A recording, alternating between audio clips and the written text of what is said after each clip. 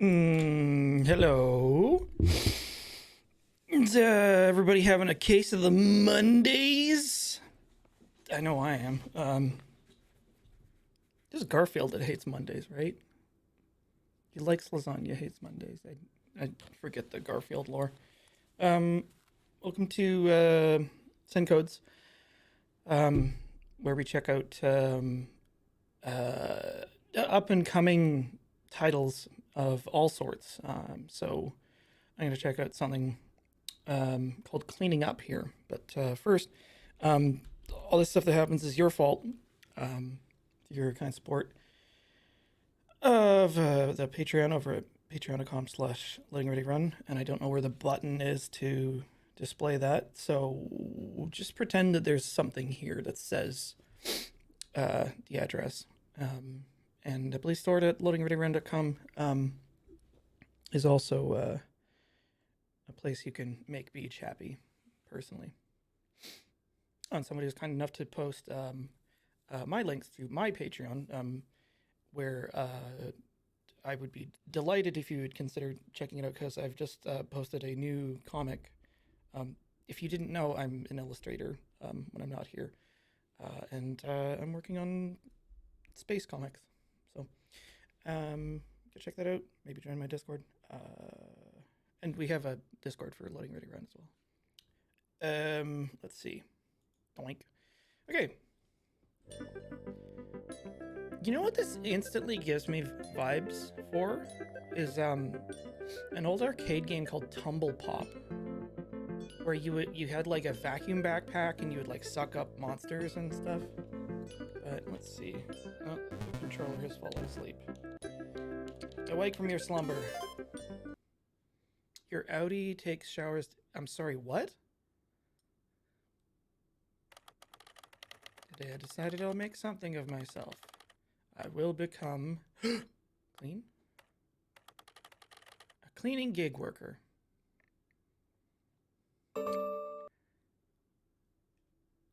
Okay. Wow, that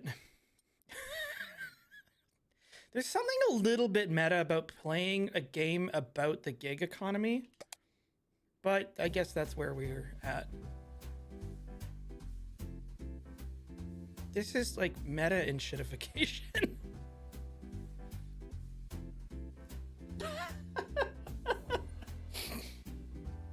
That's okay because it's satire.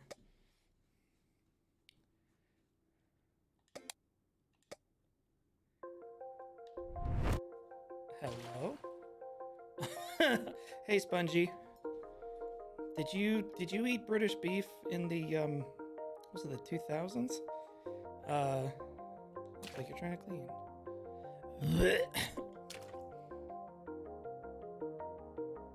Oh, south of Wales. Anyway.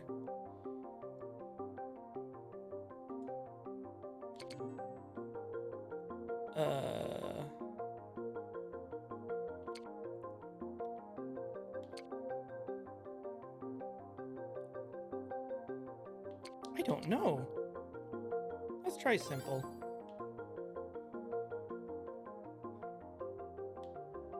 Now, is it a coincidence that she looks just like Ragatha? Am I making a mistake invoking that fandom right now? Broom, broom, broom, broom. RT.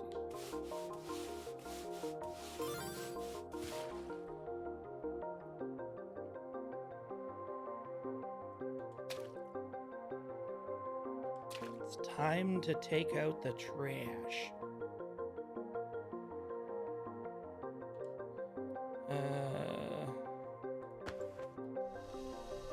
Suck, suck, suck, suck.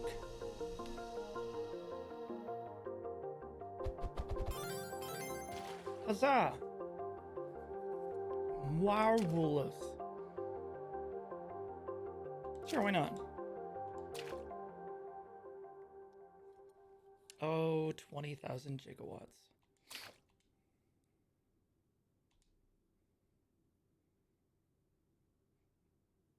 What? Yeah, what if Jeeves and Clippy had a baby that had BSE. That's awful. Oh boy. It's not a game if it doesn't have hats.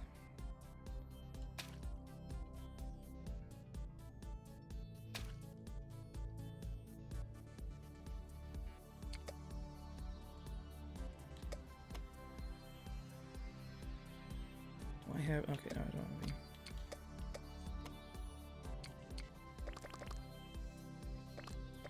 Roach.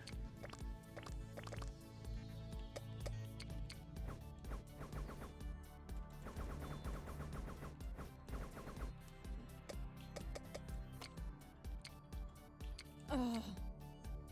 It's so messy. Oh, a cat girl streamer? This is gonna be dank. Start taking bets on how many can. Oh, Jesus Christ! Jesus Christ! Jesus Christ!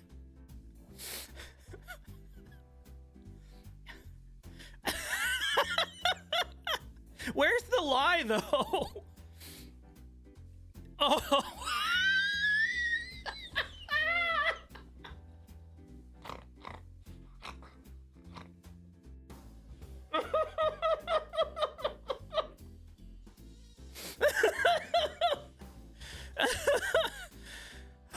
Okay. All right, well, let's start somewhere.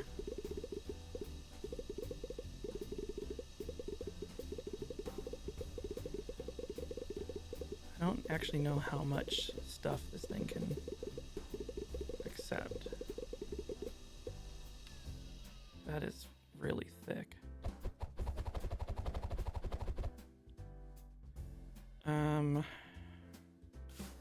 Okay, I assume that there must be some reason to use the broom.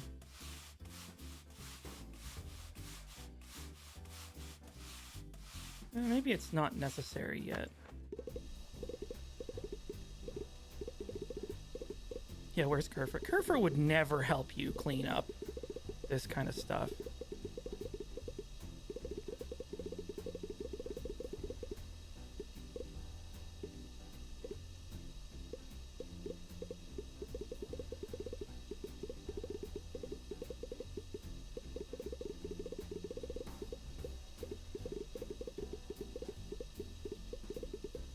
Damn, girl, you live like this? Oh. Okay, when oh man, I can smell what that vacuum is like. Oh shit. Okay, no, interesting. Well, now what?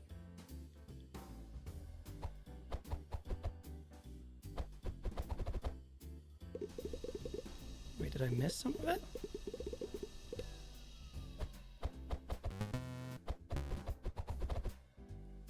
Huh.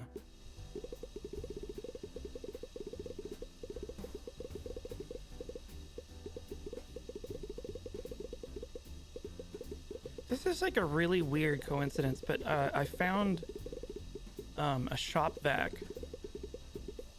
There's a real sort of like reuse economy here in the city where like when people don't need stuff, even if it's like perfectly good, they'll often leave it by the side of the road. And well, you know, I'm opportunistic, and it always staggers me how people will chuck stuff that really doesn't even need maintenance. It sometimes just needs like a consumable changed. It's like there is nothing wrong with this at all. It needed a new filter. You know. Yatta.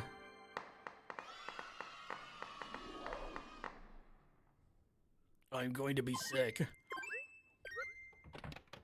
Yeah, I mean, I suppose part of the no, absolutely not.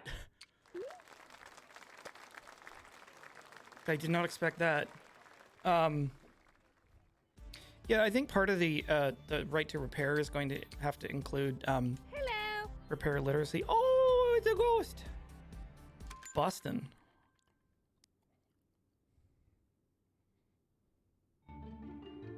Oh, it's spooky. Something different here.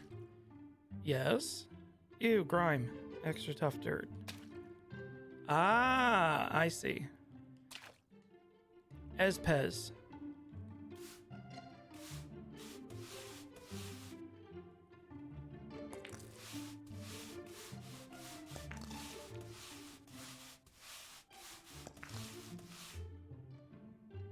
We can. Whoa. A treasure chest.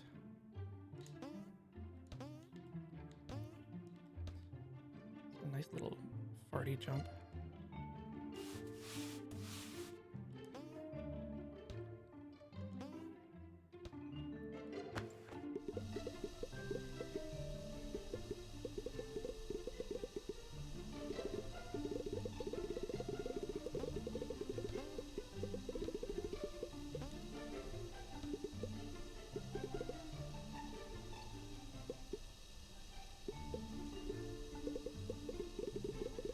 Ah, it's hidden.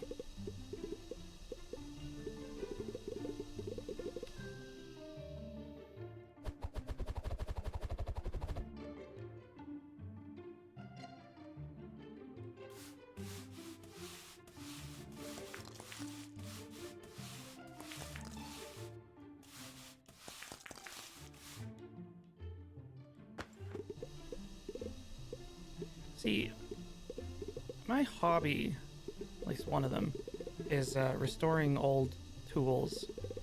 And I feel like that's going to hold me in good stead with the way costs are going with a lot of stuff. Every time I pay like $3.50 on my phone app for a load of laundry, I get closer to like unironically finding like a late 50s model washer mangle. One with a motor, because I'm not a complete potato. Oh, interesting. I was like, you know what? Maybe I'll just do this myself. I will say that my like 1920s mop bucket is one of my favorite things. It's you know, it's almost like the antithesis to like cheaply made crappy tube steel and plastic disposable junk. This is made out of like steel, and it has wooden rollers, and to squeeze out your mop, you there's a little thing that you stand on to keep the bucket immobile, and then you step on a treadle that's spring-loaded, and it squashes the ever-loving shit out of your mop. It will squeeze every goddamn drop out of it, which is great. It's always nice when things work. Now, that's not to say that everything old is good. Like, some things suck. But a lot of the things that like have lasted this long and maybe just need a little bit of a touch-up are very good. A YouTube channel I just discovered. It's a gentleman who does metalworking, and his entire workshop is designed to emulate Victorian era machining, which means that it runs off what's called a line shaft, which is a long rod running the length of the ceiling, with a bunch of belt drive pulleys down to each individual machine. It's very cool.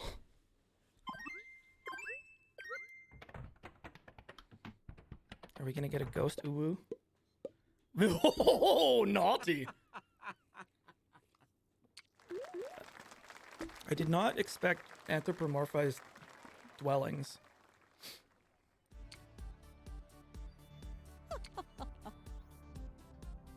Sure.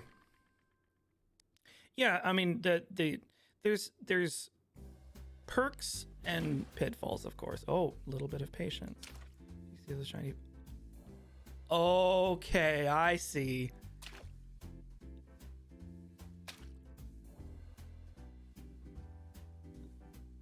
Ah.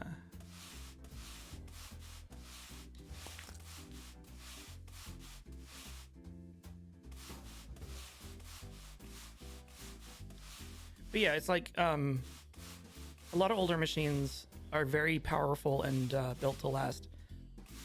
Sometimes they are a little bit lacking in the safety department, especially with like Victorian era machines with like all the exposed gears and them weighing like 17 gorillion kilotons because they're made entirely out of cast iron.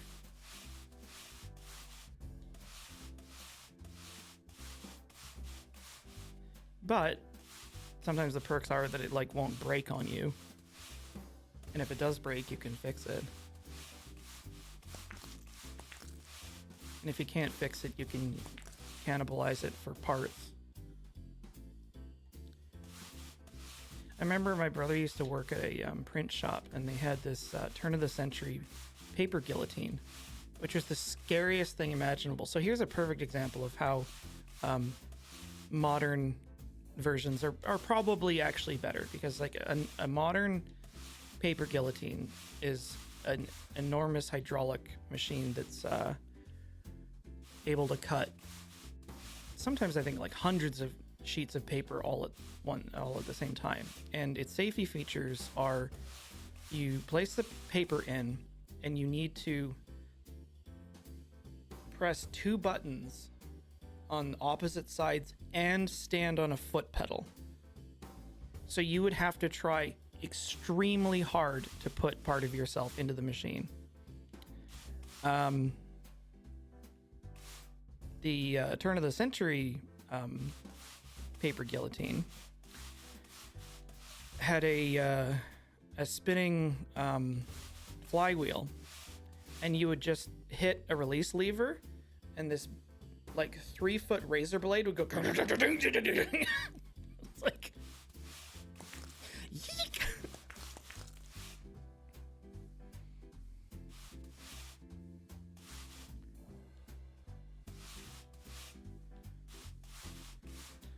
So that's maybe a little bit better for the museum.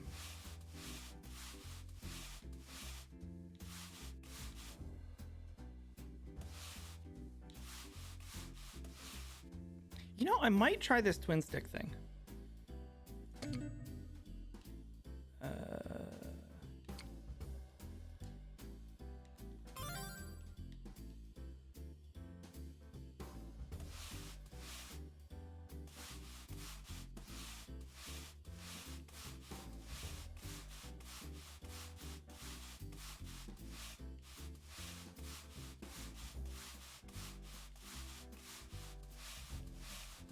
I could probably vacuum it out of this corner. Actually, I can probably use the vacuum here now. Just need to not hit the vases.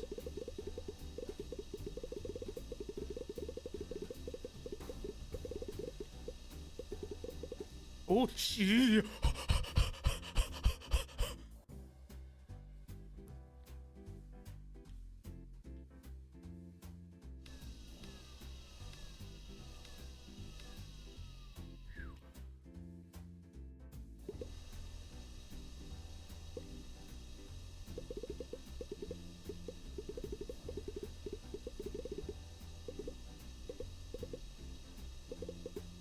Kind of weird because I have actually, again by pure coincidence, been having some experience with vacuum cleaners recently. I volunteer up at the Aviation Museum near Sydney, and often what I do is just clean stuff. And of course, nobody ever maintenances the vacuum cleaners. And it's remarkable how much power you lose not having it, cleaned out. Or you'll just like get something clogged in it and you just lose suction. You're just like, why does this suck so bad? Well, why is it not sucking so bad?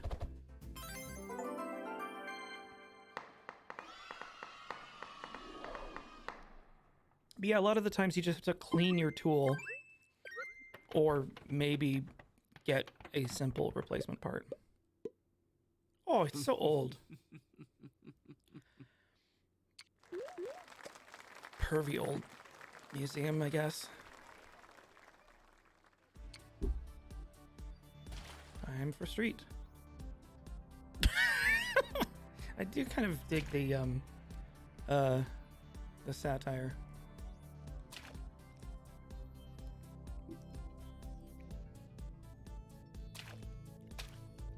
Oh, actually, yeah, I should see. I got 180 bucks, so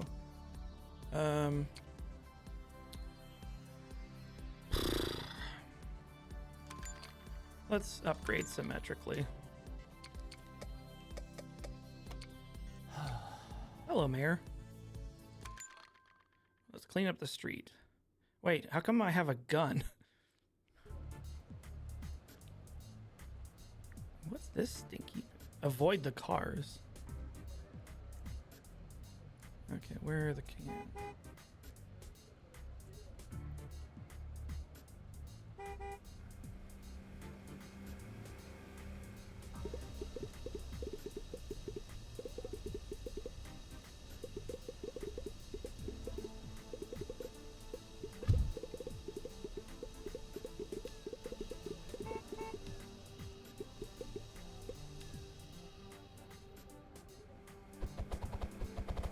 Oh man, I have a lot more range than I thought.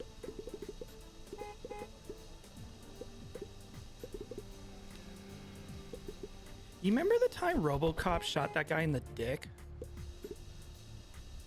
That was great.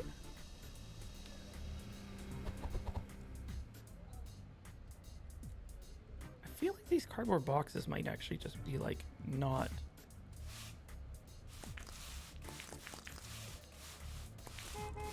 Door move, creep.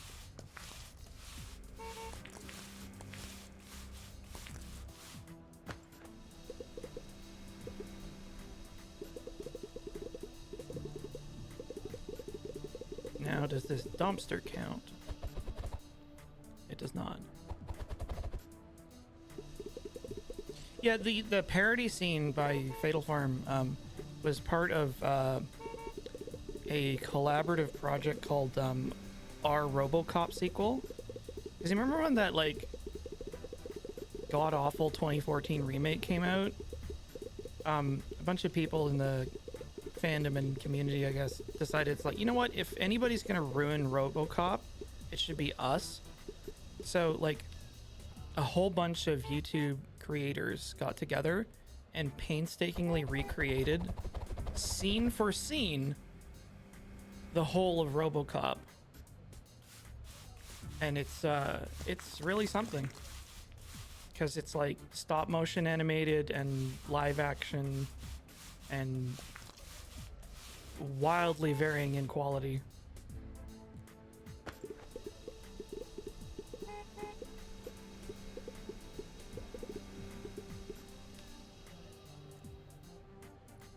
What would happen if we were hit by a car? I don't know. Insurance fraud. Ooh.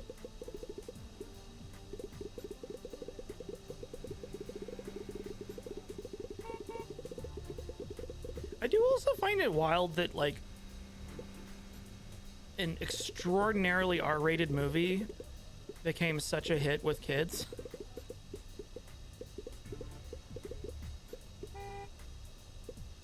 I mean, I guess there was the TV show. Like, even the sequel was really gnarly. Before the Cyber Ninjas, anyway.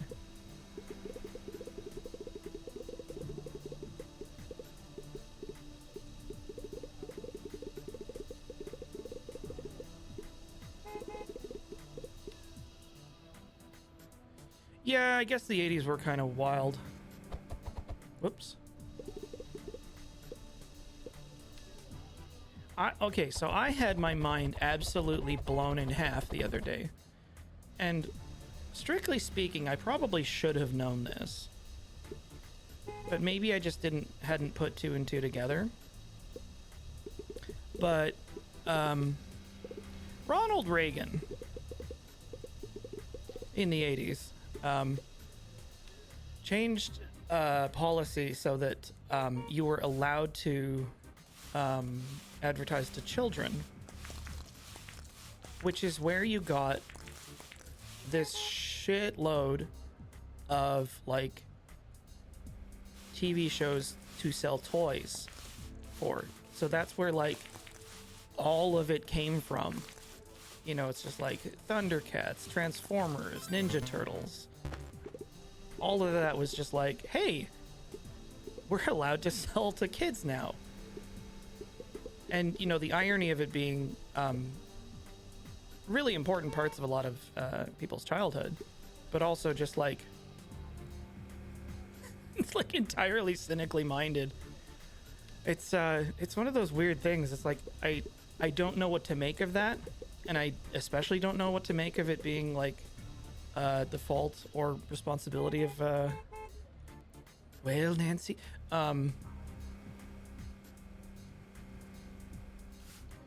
we can blame, actually, no, you can blame Reagan for Universes Beyond.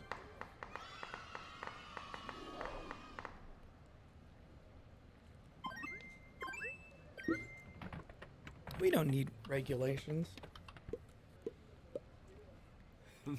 Smug ass seed.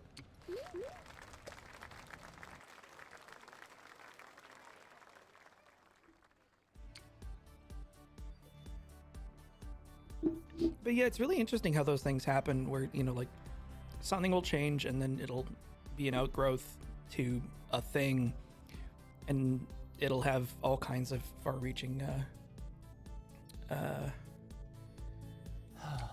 sort of consequences.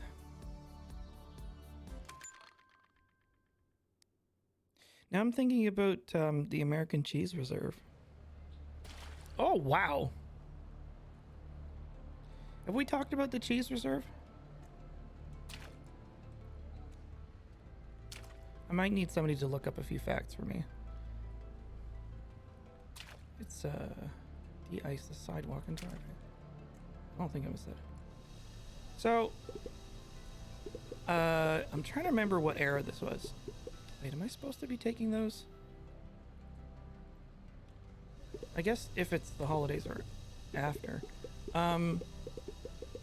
I believe how this came about was that there was like massive government subsidies for the dairy industry, which was great for dairy farmers initially. But then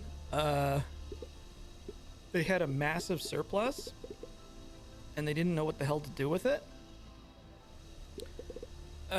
So they had all this extra milk and they're like, what do we do? Because this is a valuable commodity that we can't do anything with. I know. Let's turn it into cheese. So at least we can hang on to it for a while. And so they did. Millions upon millions, as I understand it, of wheels of government cheese, which is being held at this time in a climate-controlled underground vault, or perhaps several vaults.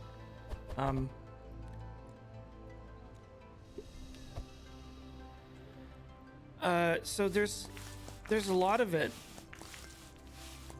and it's still like, what do we do with all this cheese? It's like there's more than anybody could eat in a whole lifetime. And I think they used to like give it away, or they sold it to Kraft. Well, I don't know, like, doesn't cheese get better as it ages? I mean, maybe not that kind of cheese, but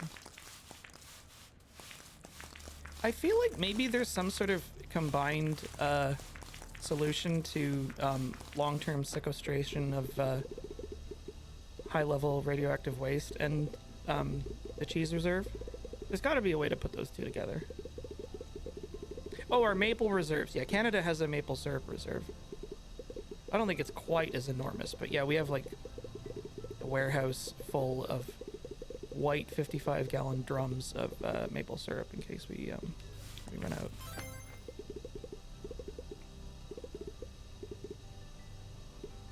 Yeah, and there was a heist. Somebody swiped a bunch of the Canadian cheese reserve, or it's maple syrup reserve. It's so bizarre. Florida's having trouble growing oranges? Why? Are the crocodiles eating them?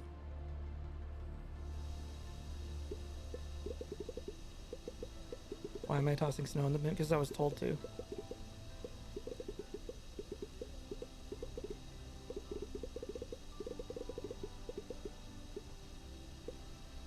Weather's been bad for them. Well, I'm sure Florida man will figure out something. 99. Oh, what am I missing?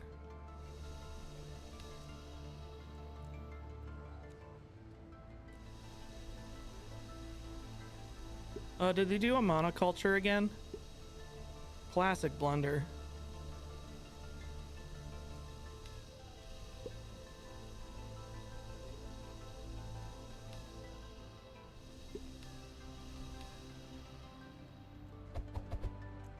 Yatta.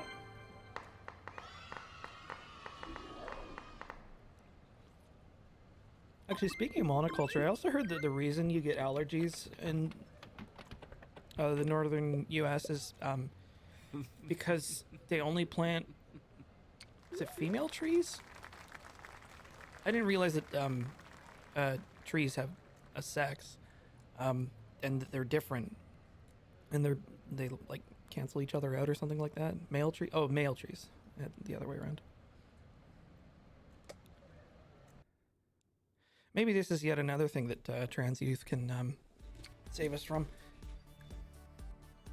Females have the fruit, male trees. Oh, okay. Mop. A gift.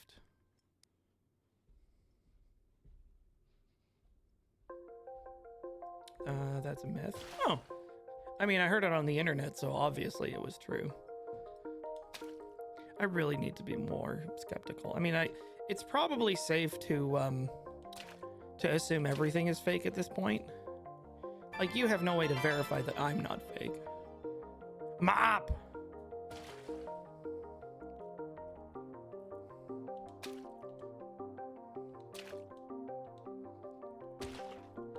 Slurp, slurp. Oh, this is just like Voices of the Void.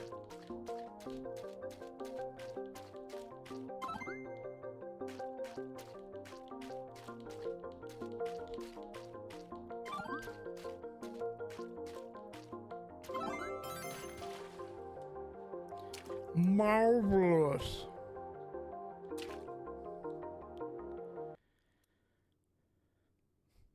I mean, yeah, the entire GM debate is really, really stupid. It's just like, guys, you understand that, like, we've adjusted crops to suit our needs since forever. I mean, like, was it yams or sweet potatoes that are actually just like horrendously diseased tubers because we like them?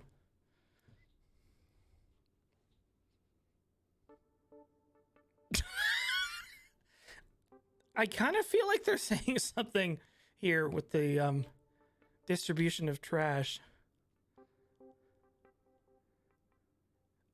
Okay, that is truly disgusting.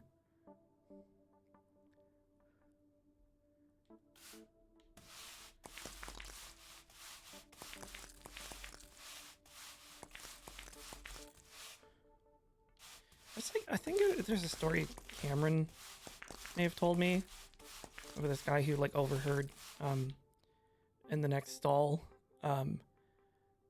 a very not good set of sounds, and then, like, this kind of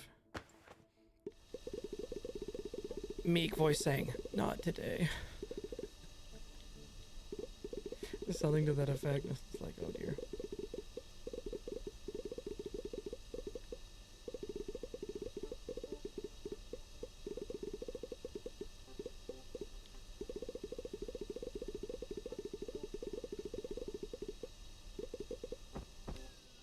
Okay, let's not shit.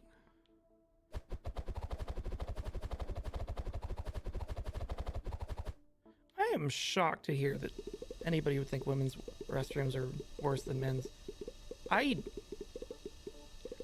Maybe it depends on, like, a lot of things, but I find it difficult to believe that the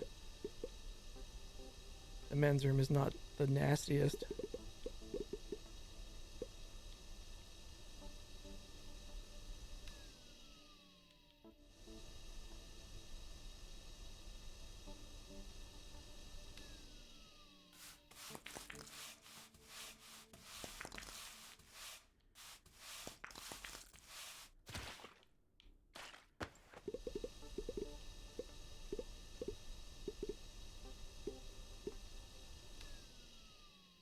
Huh. Ooh, push button, receive bacon?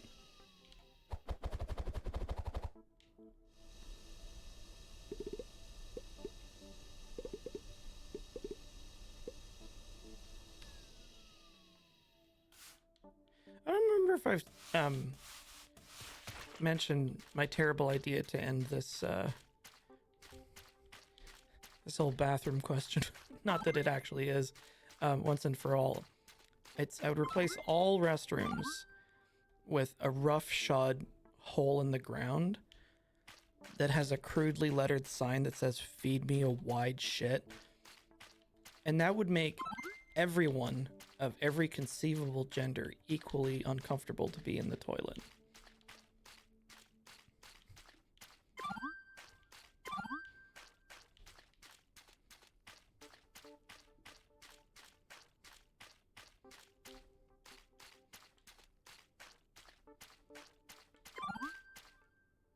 But less jokingly, just let people go to the bathroom.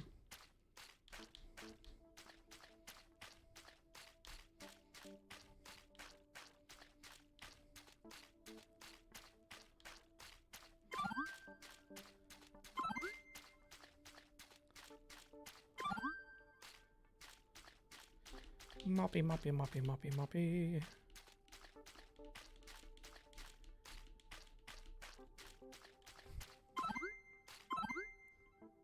Instead of toilet paper, there's just like sandpaper or just pine cones.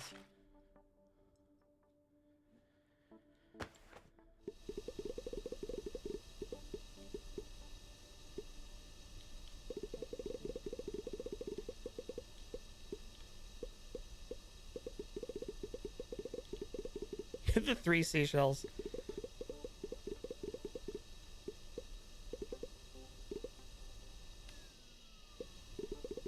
That is a lot of tarsh.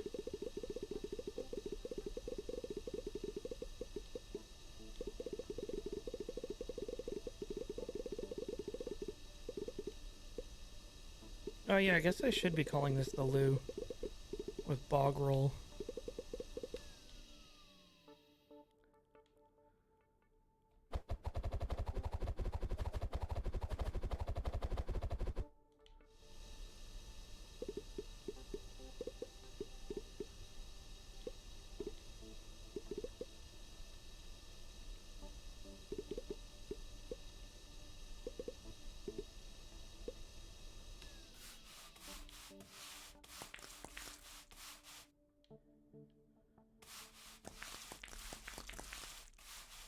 It's urinals and toilets and that.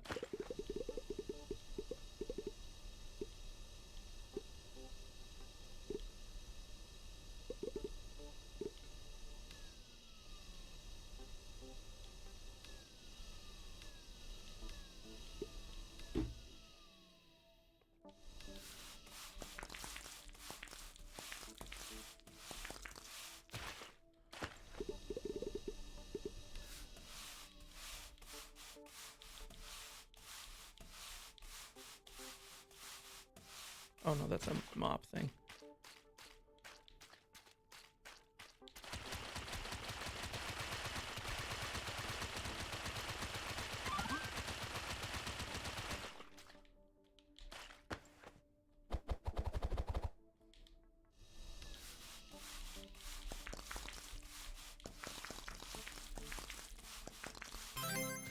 Hurrah!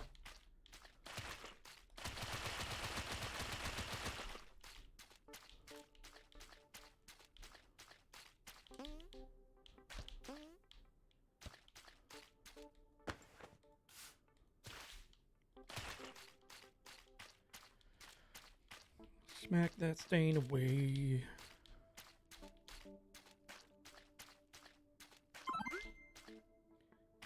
When I bought a string mop to go with my my mop bucket, it was called a yacht mop, which I thought was kind of odd. I was like, there's a lot of things that this could be, but like, why a yacht mop? Also, who the hell even has a yacht? Oh, I'm not culturally appropriating anything. I'm being, like, colonized my vocabulary. I got them back, though. I pranked the hell out of them. They were away for for training over the weekend, and I hid a whole bunch of cans of Heinz baked beans in the apartment for them to discover when they come back. They said they were crying with laughter.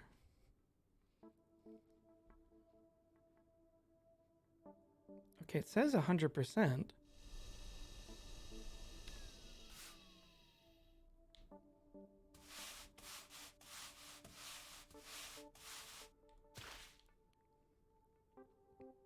Did I miss a spot?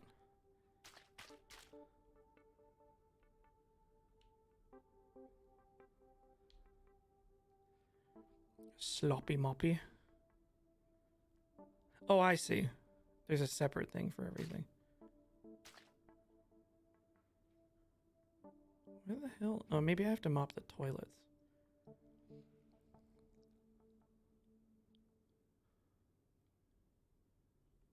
No? I bet you I missed some sort of like major patch somewhere.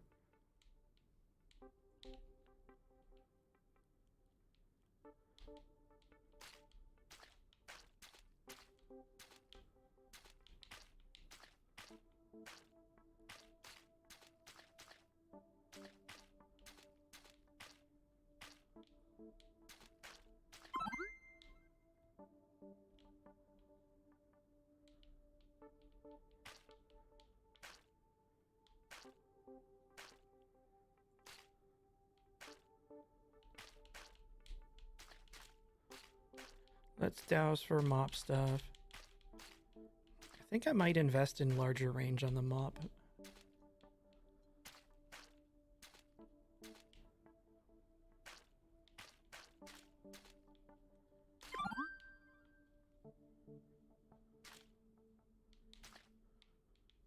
I'm just trying to find where the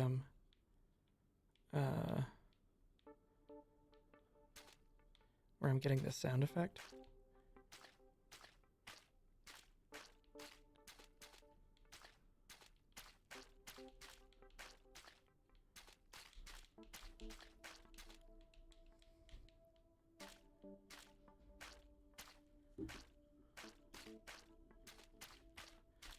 Twirling, twirling.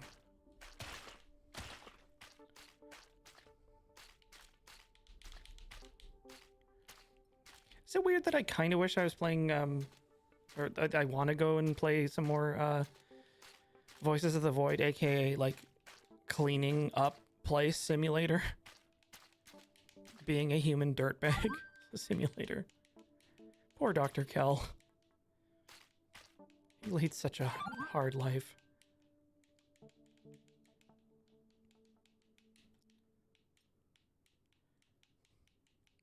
I love all the fan art of Dr. Kell because he's just incredibly haggard and like has the shit beaten out of him.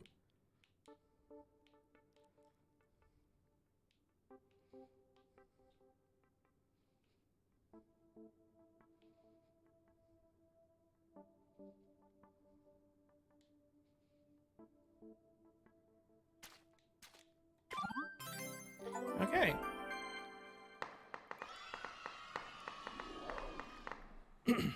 Yeah, those last bits were very difficult to see.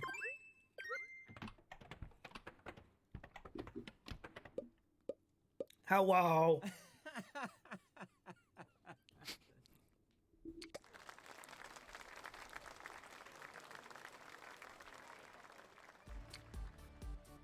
Mansion. Actually, tools. Yeah, radius, I'm thinking. Hello, Giraffina. Yeah, the giraffe from Beauty Copter. Spooky. Oh, extra rewards. Solve the 3 puzzles. What the hell?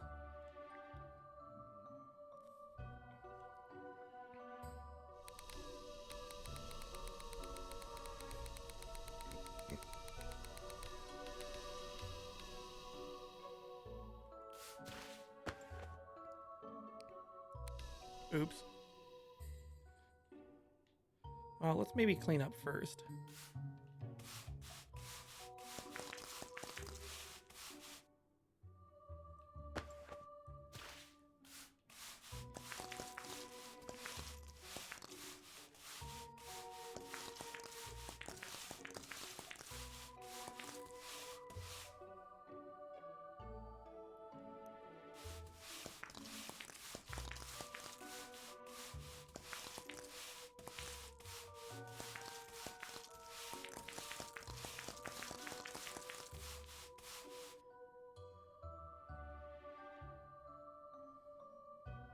Yeah, this is coming in after Luigi of Luigi's Mansion.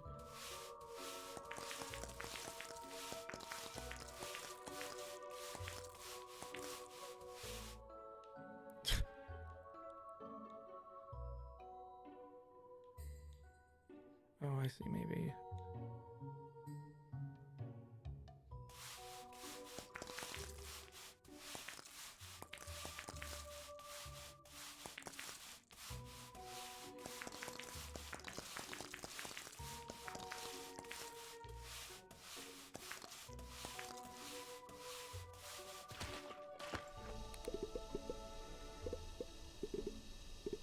I hope I don't vacuum up any of these vintage books.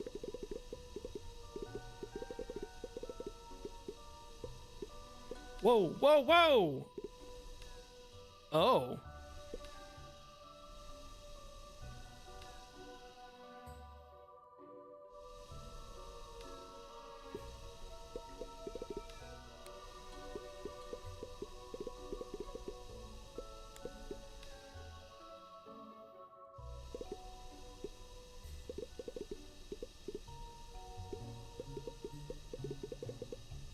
If I ever catch any of you watching this stream while driving, I will ban you. Dang it.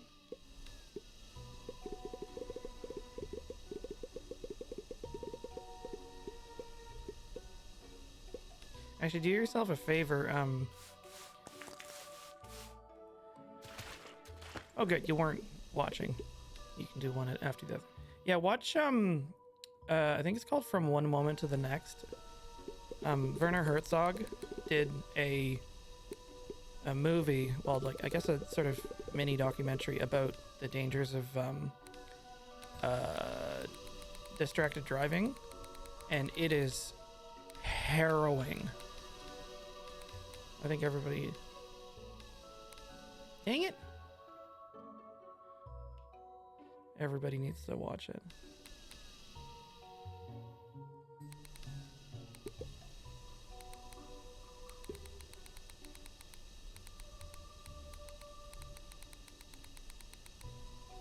There's no way to go slower.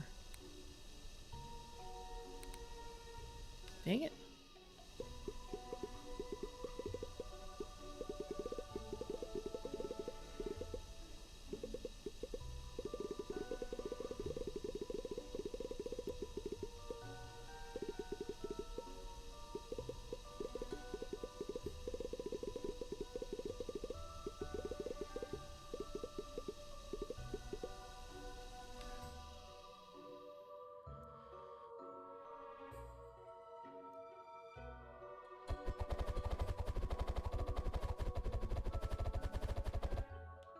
Florp.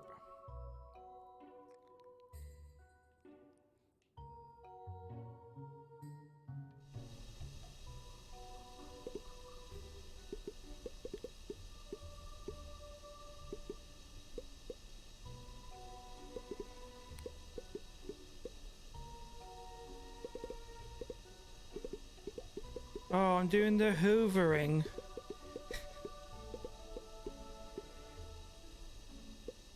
I mean, strictly speaking, that's not any worse than saying, like, doing the Windexing or something.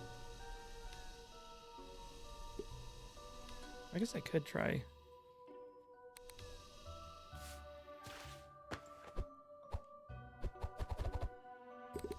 Nope.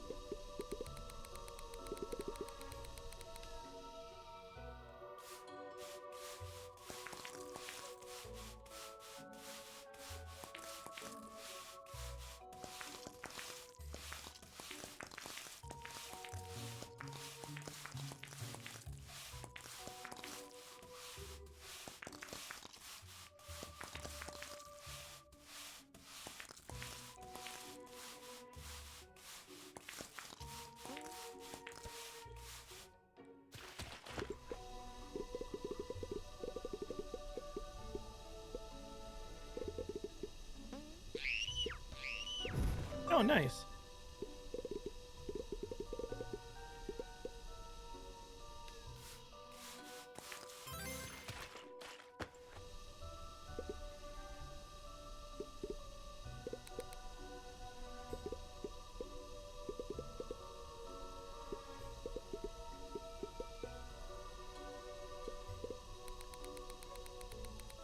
Whoops. Maybe, here, let's...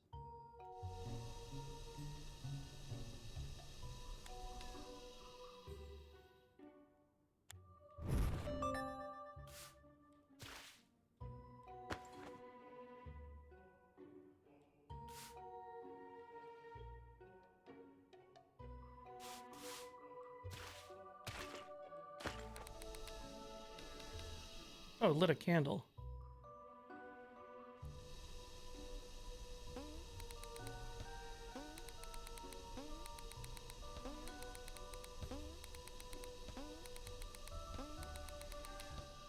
Yeah, I can't seem to get it to,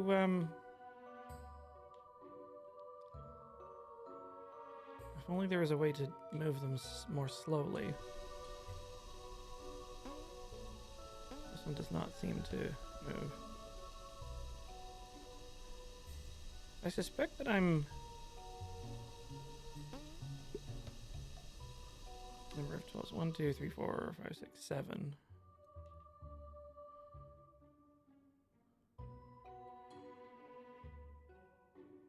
Nine.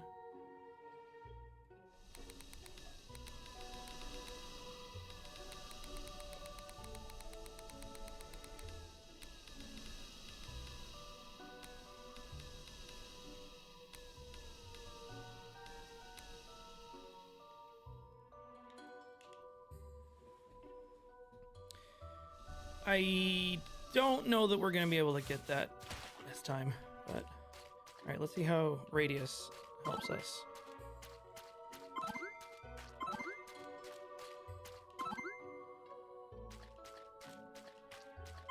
I tried reversing the vacuum and that didn't work.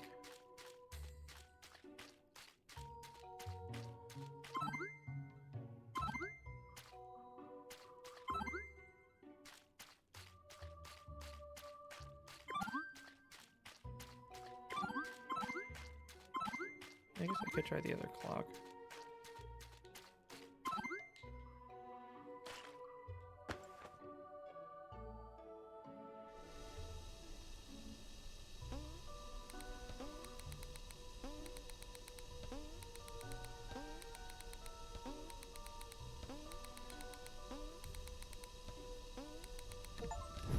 Oh. Huh.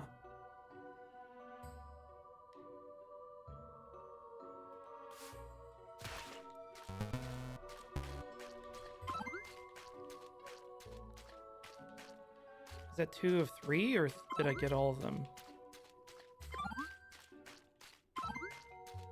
Actually, I guess I should see if... Well, that looks... Let's see, what about these paintings?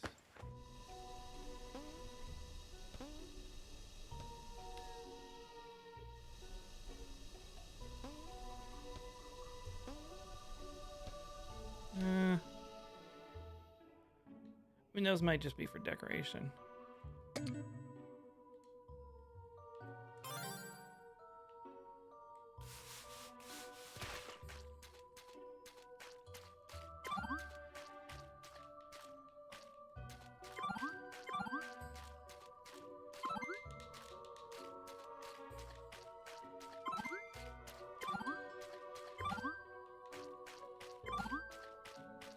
Yeah, I don't know if the haunted clock is a puzzle or not. Does it count? Oh well. Place looks great.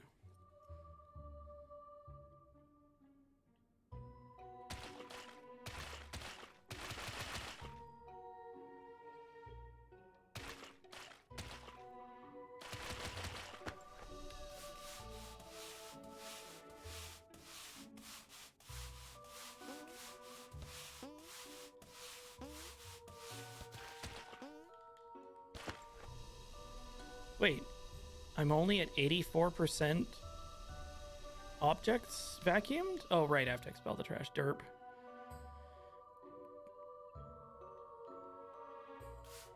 Wait. There we go. Rob Schneider is a carrot.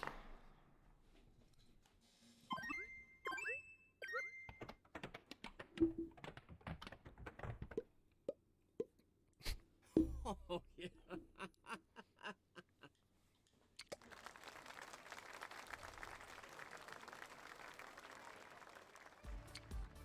I think that'll be a good point to take a short little break here.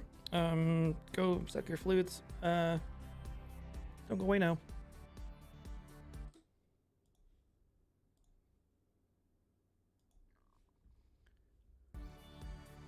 Doink.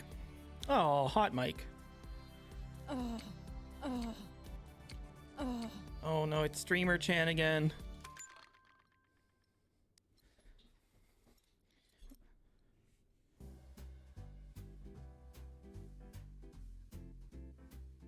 Oh, she did one of those, like, how long can I stay at the Waffle House before they kick me out?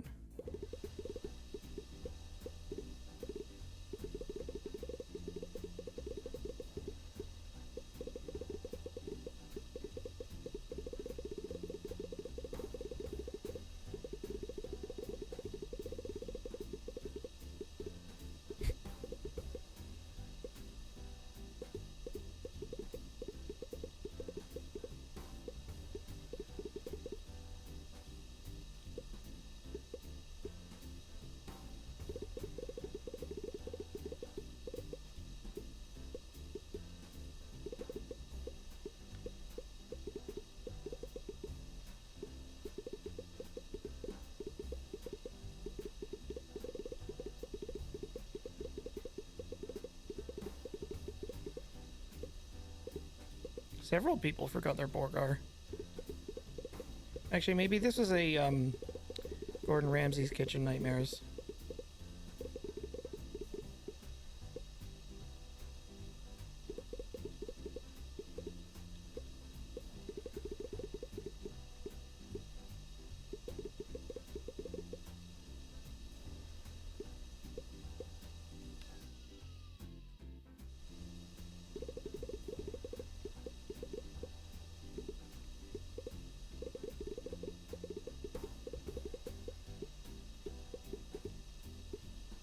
A Waffle House nearby to protect from disasters. Also to serve as a martial arts dojo for the hardest motherfuckers ever. Oh yeah, this is just the TwitchCon aftermath. This is like where the after party was.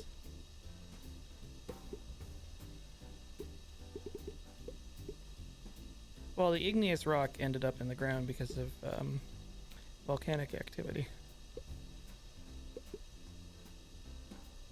DashCon aftermath. Where's the lie?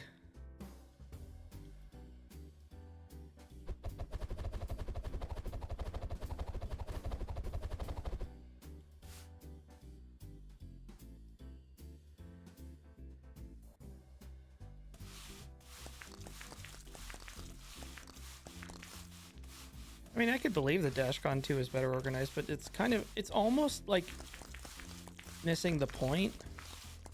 Well, not actually the point, but like the reason why it was so infamous. An extra hour in the ball pit.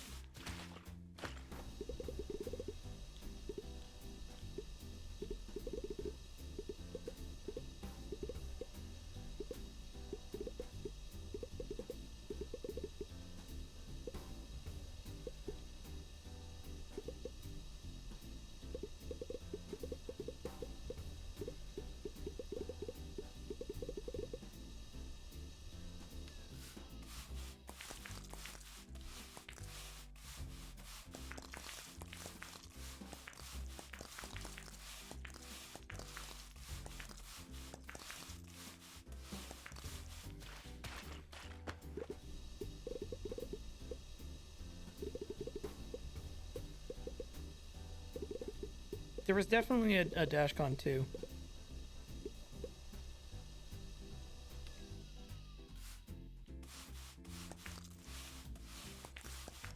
I'll tell you this much, it was almost certainly better organized than Fire Festival.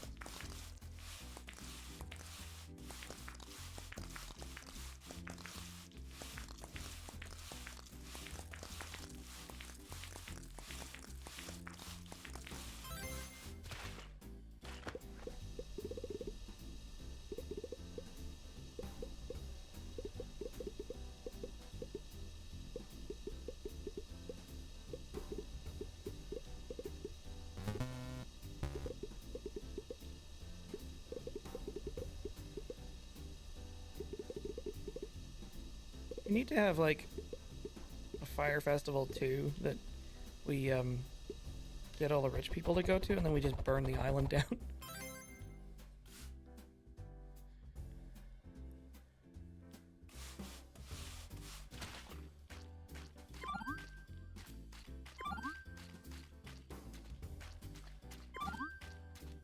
Are they seriously planning a Fire Festival too?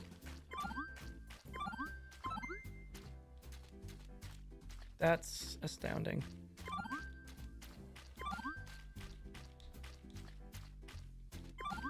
They should arrange transportation with Ocean Gate.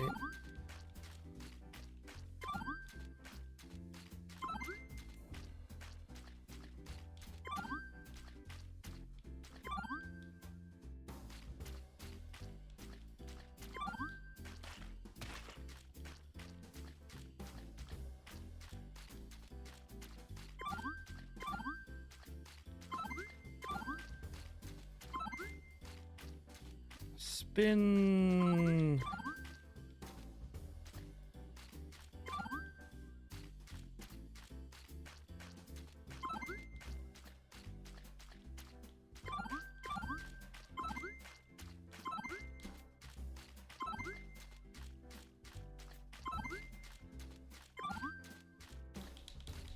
Spin it to win it.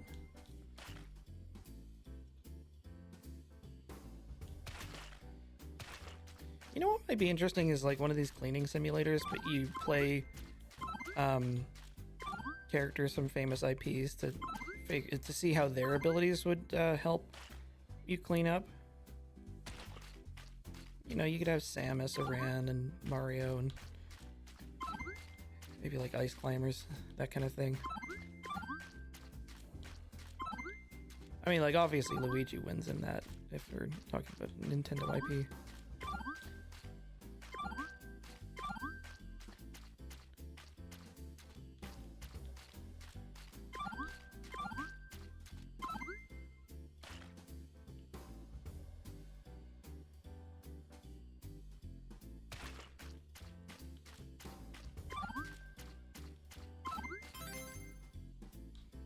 Squirtle, Squirtle.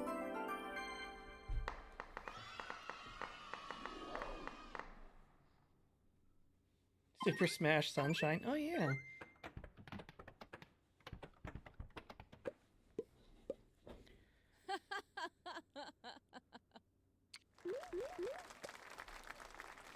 Tooth Gap.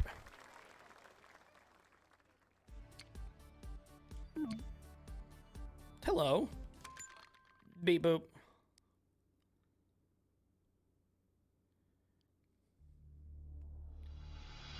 Wait a minute. Wait a minute.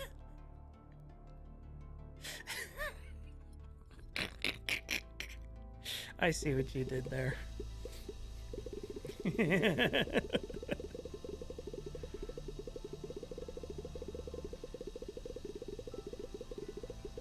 Is it really that time again?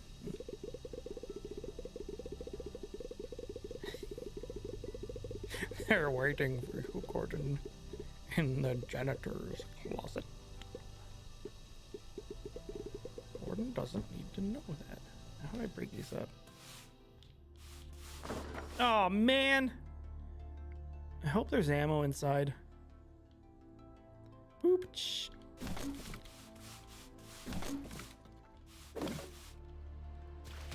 It's not shutting down. Oops, we are too full.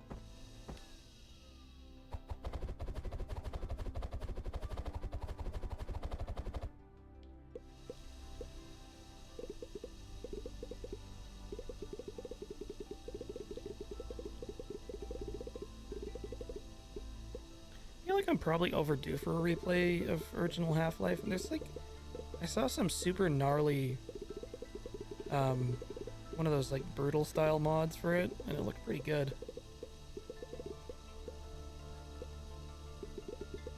I mean, I think I have a soft spot for like meat chunks.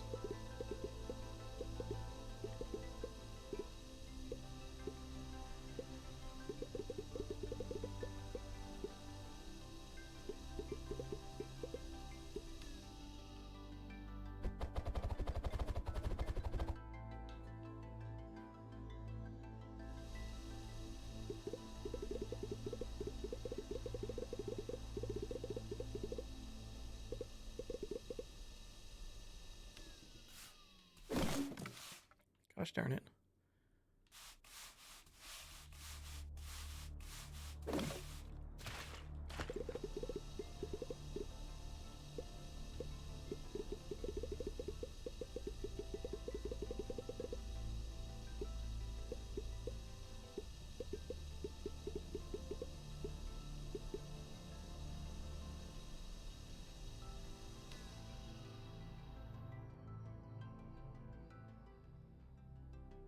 Oh man.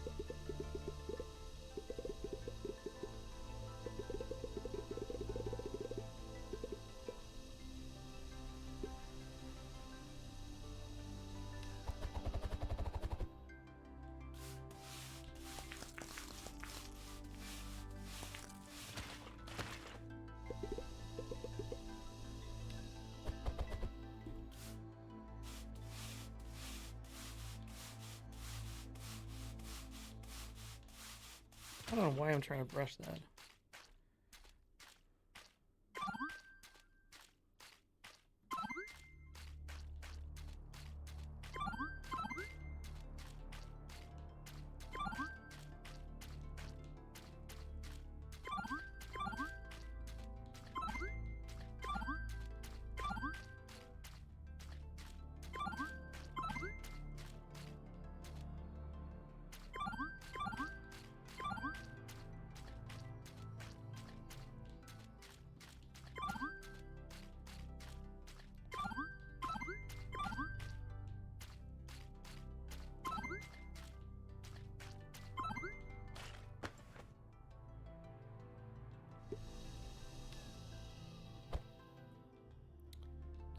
Okay, that's...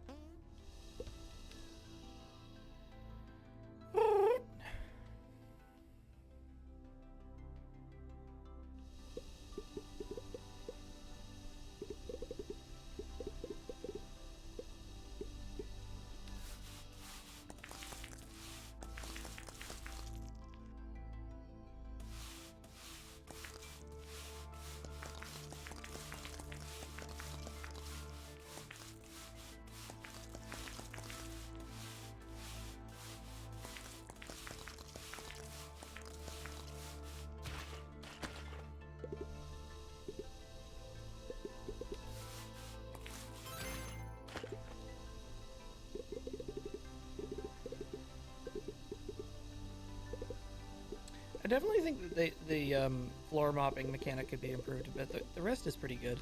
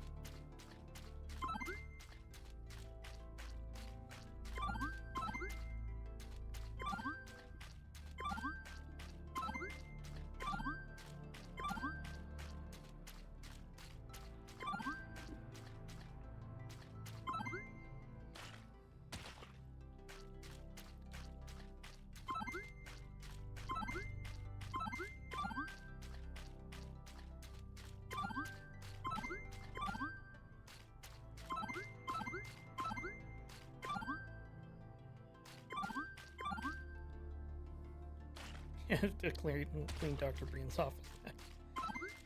If you see Dr. Breen, tell him I say fuck you.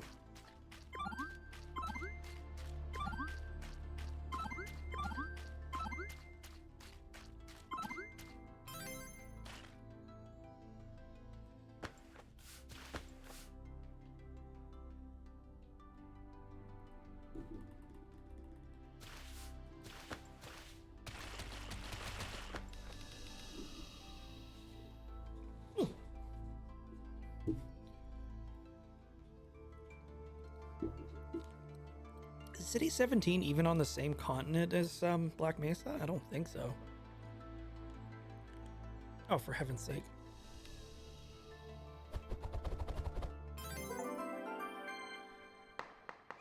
Time, Mrs. Cleaner. Is it really that time again? Yeah, it's like Central Europe. It's very Europe coded.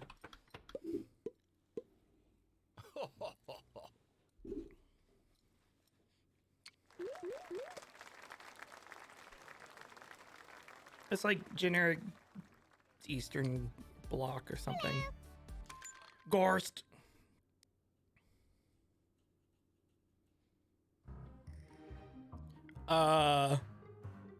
Do not let the ghost touch you. All right, we have enemies now. Yeah, east of the Berlin Wall. That sounds about right.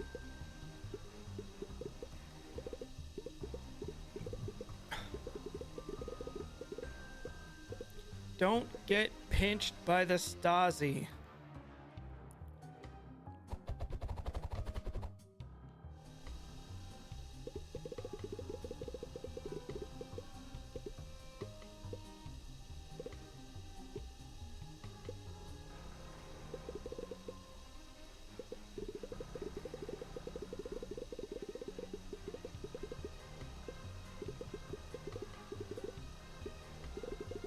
I don't know.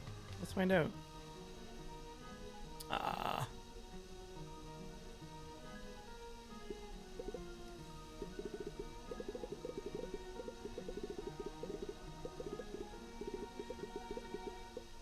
It's basically a ghost-shaped fireball. God, I really wish there was a non-VR version of Alex, like Half-Life Alex, because I really want to play it. And I mean, we might have VR somewhere, but like, as I recall, the last time I tried using it, I got extremely nauseous. Whoa.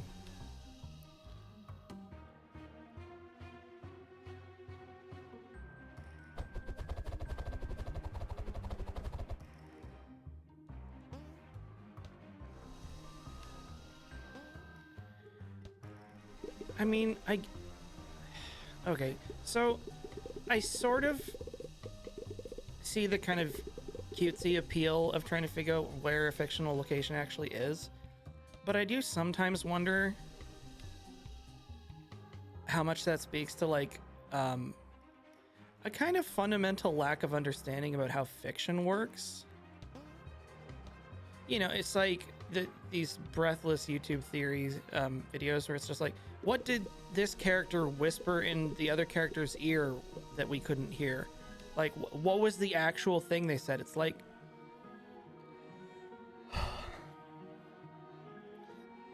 that line was never written. It's just, yeah, it's like what's inside Marcellus Wallace's briefcase. It doesn't matter. It's a doohickey.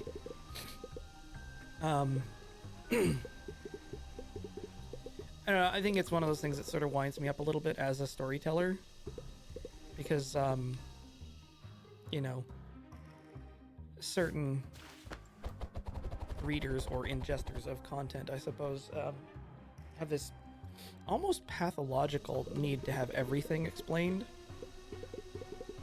Yeah, the three seashells. The whole point is like there's not an explanation. It's just a weird, inscrutable thing. Yeah, I think it's become a weird staple of fandom and media engagement. I mean, I suppose we could pretty squarely blame things like the content churn for that. Yeah, the TV tropes effect. Oh my god, Star Wars may actually be the worst about it, because not only do you have fans theory crafting about it, which, to be clear, theory crafting is lots of fun, and there's no reason to not do it. Just don't get so fucking neurotic about it. But yeah, when it gets into this sort of, you know, really, really deep sort of thing, and like which books are canon, which books are not canon, what did, you know, this person actually do, and then, you know, when you have interest affecting creation of additional material. So it's like you have your, you know, data books and like all these characters that were, you know, never meant to be a big deal that people are absolutely rabid over, that, you know, come back and get their own series. It's just like, we've got a whole Darth Maul series, right? Remember that cool guy who just got chopped in half and didn't have a single line in that movie? Yeah, and it's like Boba Fett as well.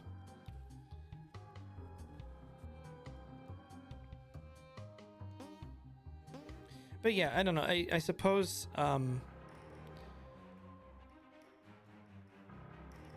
the artifice of storytelling and sort of setting crafting could be explained more, because like sometimes you are expressly not explaining something or not having a explanation for it to make it ambiguous for that effect, and it's not a plot hole.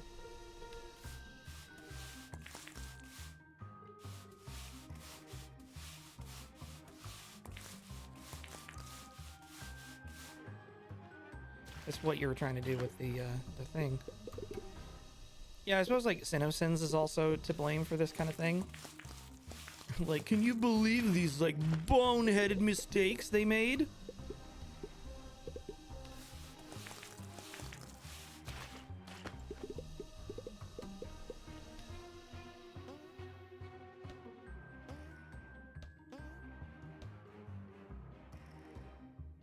I was so profoundly confused when I watched Rubber for the first time because I was like, this is either the worst movie I've ever seen or the most brilliant movie. And I think it's the latter.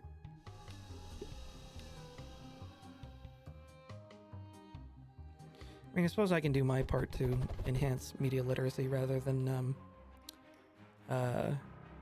light a single candle rather than curse the darkness.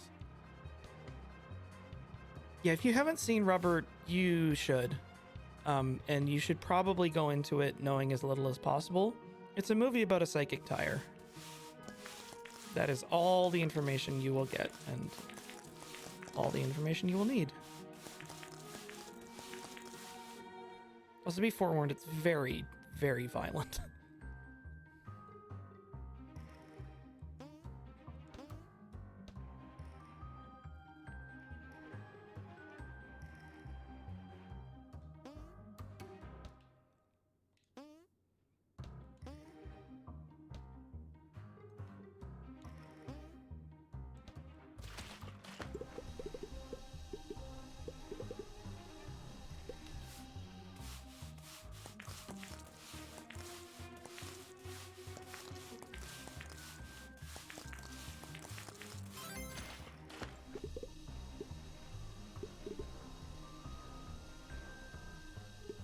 I suppose I'm not going to get a better in for this, but I've been having a lot of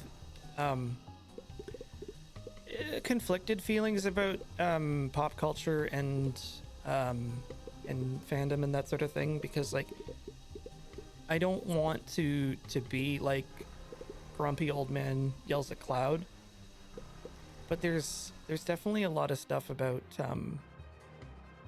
that, you know, I have feelings about the homogenization of pop culture. It's kind of like the how like everything is Fortnite. You know, everything is Universes Beyond. Everything is Ready Player One. And I'm a little conflicted about it because like I think there's definitely valid reasons to be exasperated by that. But also, it's like I think about what, you know, we were all like when we were kids, where it's like you would take all the various different action figures and just smash them together and have a whale of a time, and it didn't, you know, really matter about that kind of thing. Maybe that's what's missing, is the idea that it like doesn't actually matter and like is just sort of, you know, being goofy. I don't know. Maybe it just is what it is. Joy rather than doing it for the money. Yeah, there is definitely the sort of like cynical corpo underpinning to the whole thing, where it's like strip mining nostalgia over and over again.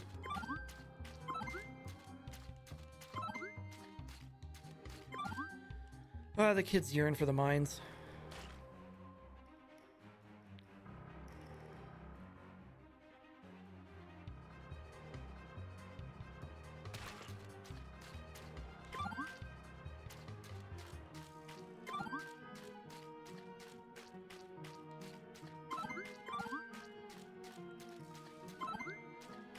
No. Who are you gonna call? So I suppose, you know, the way to address it is, you know, talk about it non-judgmentally as much as possible. And maybe off the internet. God, more and more, I'm just like, everything that gets talked about on the internet is just meaningless noise, signifying nothing. It's just like, this is not a conversation between anybody. So, Todd Boss. I can almost have a conversation here. What the? It's so dirty. What's pressure washer? Sprayer. Ew, it's covered in schmung.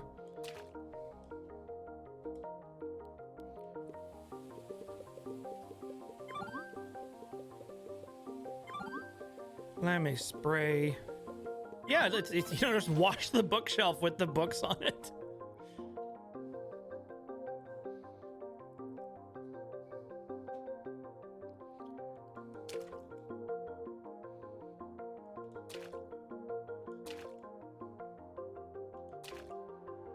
Oh, I guess I should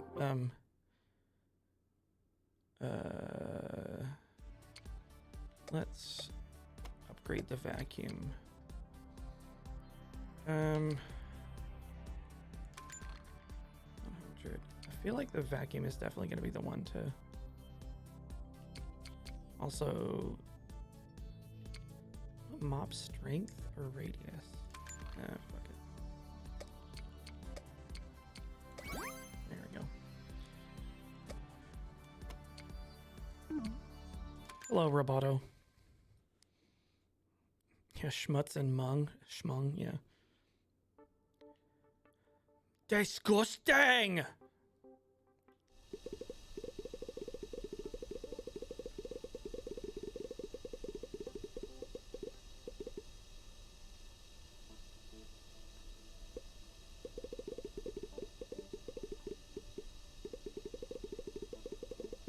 mean, like anything else, I don't know that the problem is necessarily that there are IPs. It's maybe a matter of application.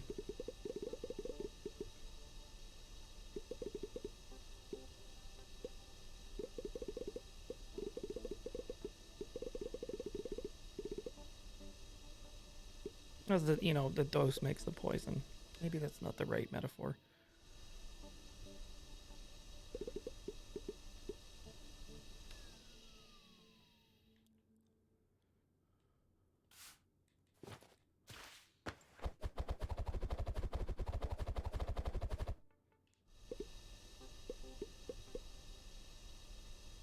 Actually, talking of IPs, this would be a good reminder that I have been working very hard on my own creative setting.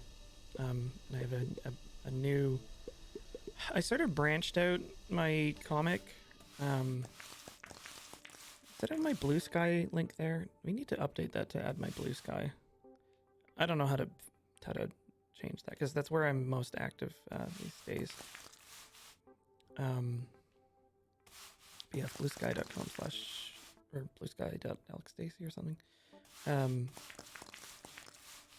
Sounds like I have ideas for a new thing that is not being done before and is obviously inspired by a bunch of things, but not like necessarily trying to ape on or reference them. I suppose, yeah, that's maybe, I mean, I think that this leads us neatly back to Hayao Miyazaki, where it's like, I think people that like creatives or artists need to be able to be influenced by stuff without just like turning it into nothing but references. It's just like, hey, you remember thing exists? I made a thing that's like that smashed together with different thing. Look how many references I can do. Because like it's true that there's not really, I mean, there's not anything new under the sun, but the way we get new interesting stuff is by like people taking influences and sort of like combining them in interesting new ways. Oh, thanks, Anubis.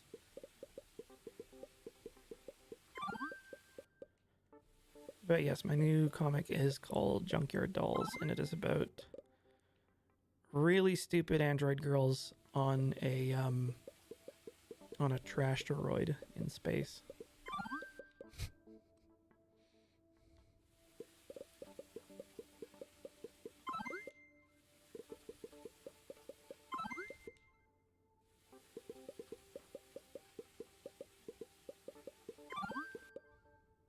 The fun thing about doing a lot of comics work is that eventually you start being able to reference yourself.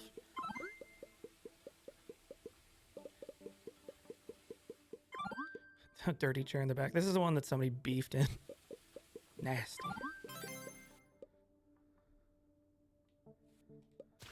Did I unload everything? Yes, I did. Time to mop. I think that's the extra strength working there. Yeah, I guess the upgrades really help.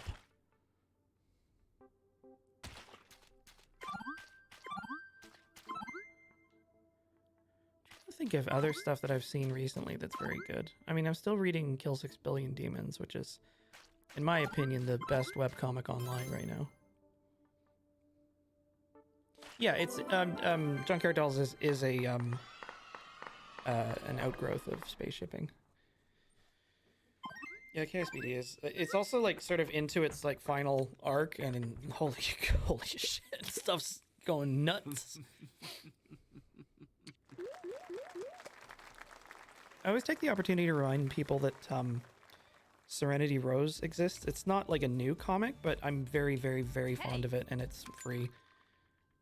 You can read it on, and a bunch of Aaron Alexiewicz's newer stuff on heartshapedSkull.com. Aaron Alexievich worked with Jhonen Vasquez on Invader Zim, so you might recognize a little bit of his sort of vibe.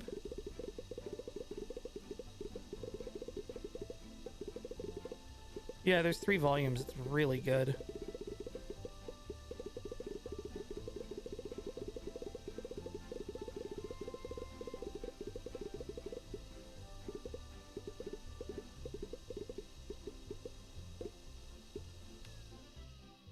It's like, how'd you like to read a story about a queer introverted witch?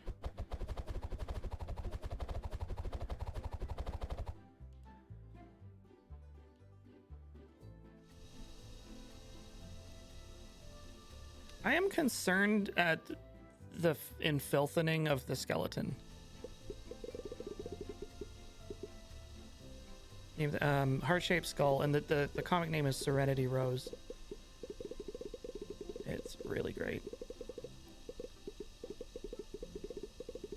It's a webcomic. It's also in print, and it looks gorgeous.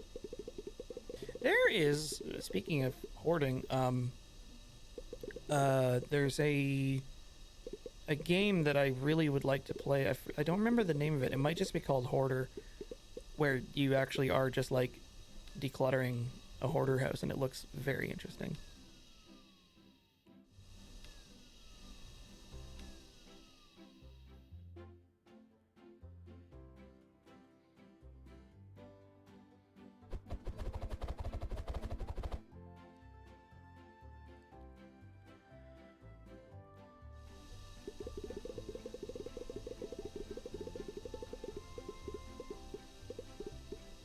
Adam Warren's Empowered is finished, right?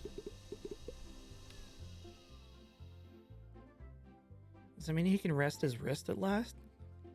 The poor guy, he is such a maniac penciling that he's actually injured his wrist in such a way that he can only draw using this really, really specialized ultra soft pencil lead that he can't seem to find anywhere, and is like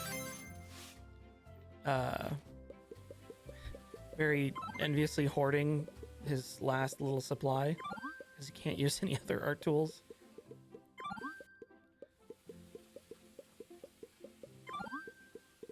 Take care of your health, guys.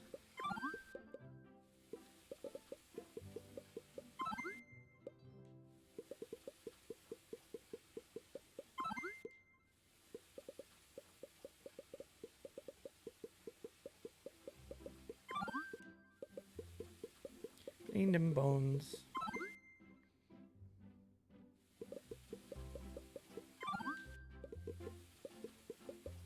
What else have I read? Actually, you know, while we're talking just randomly about media recommendations. Oh, actually, this would be a great time for anybody to reread the original Ghost in the Shell manga by Shiro Masamune, because the anime that's coming out is seems to be quite directly inspired by the comic, which did come first before like anything, like the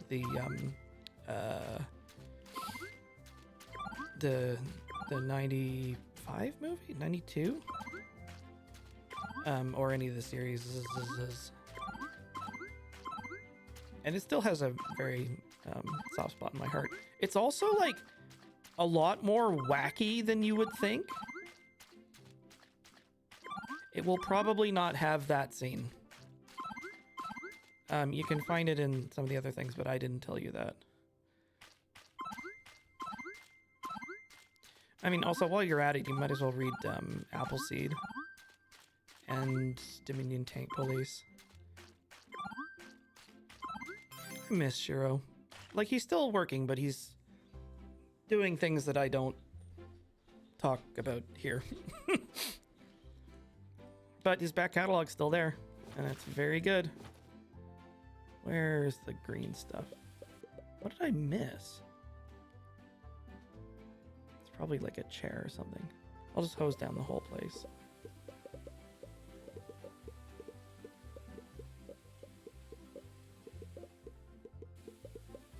You know, it's actually interesting because like Adam Warren did a bunch of the cover art for the Appleseed translation, you know, back when he was still trying to make it as a Western mangaka.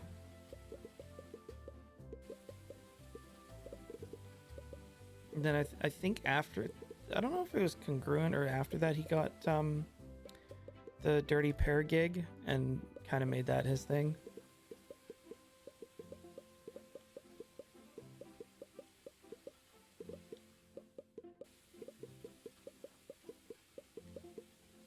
I definitely think that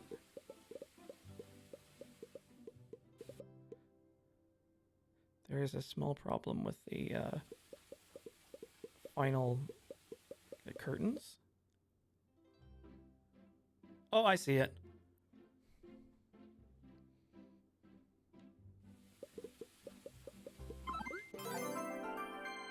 It's curtains for you. We were talking about Adam Warren.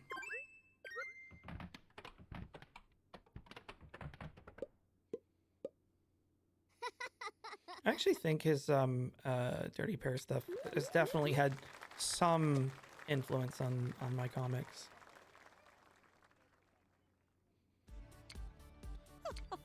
I think he likes exposition a lot more than me. And it's very fun, but...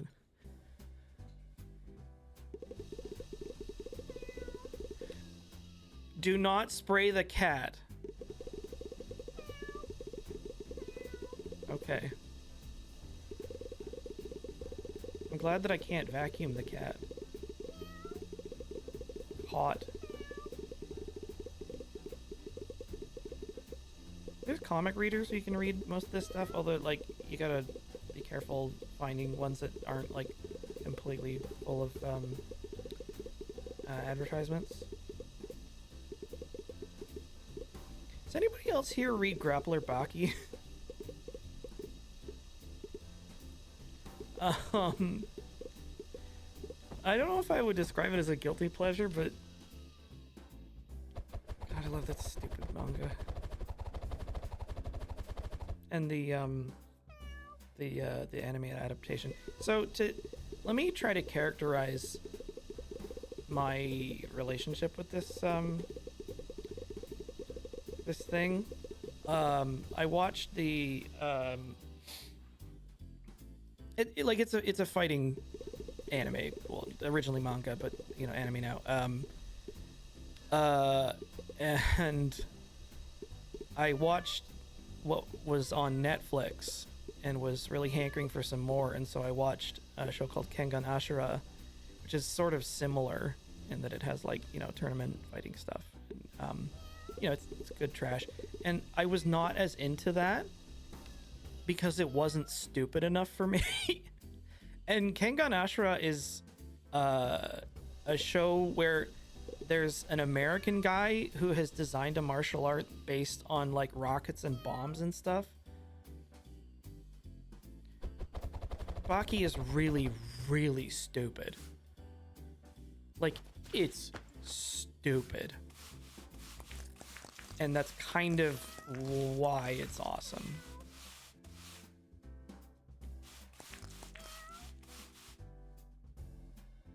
It's like weird sort of ultra-violent body horror fighting seinen, I guess.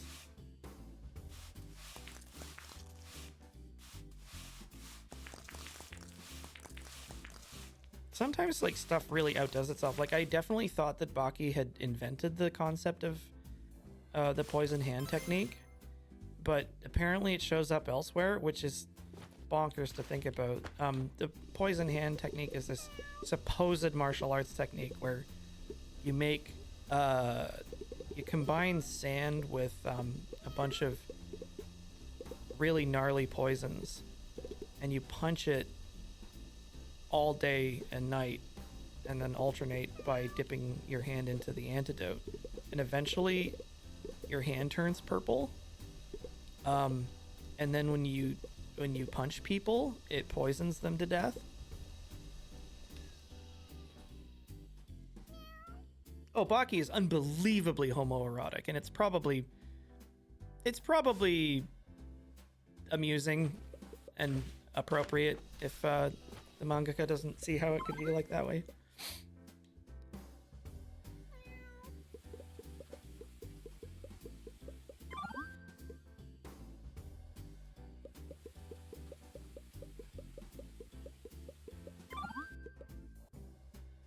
Like the main character Baki, who's like, is he still 17 or something? He's like this martial arts genius, and one of his things is just like shadowboxing, except that his power of imagination is so good that he can fight actual like apparitions of stuff. And, you know, he starts by, like, imagining the toughest opponent he can think of. And then he moves on to, like, dinosaurs. And, the praying mantis that's, like, the size of the room.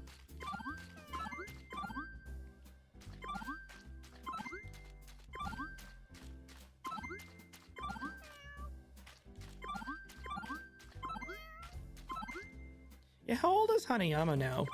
It's like at the beginning of the show, it's like he's also 17 and he's like as wide as a car. It's definitely one of those mangas that's like character age in anime is bullshit.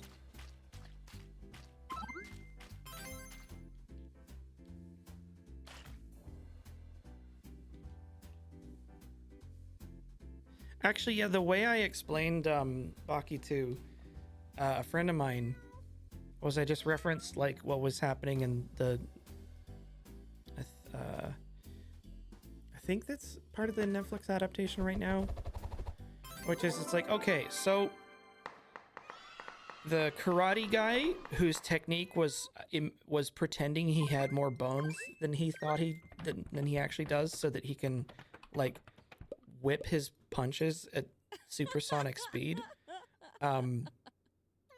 So he did that too hard and made his arm explode. So the prehistoric man ate his arm, and he had no arm for a while.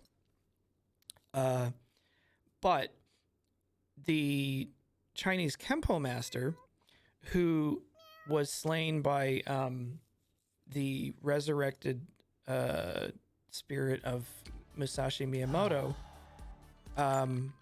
they grafted his arm onto this guy's, and now he has two arms again, only one has a ghost in it. Like, that's Baki.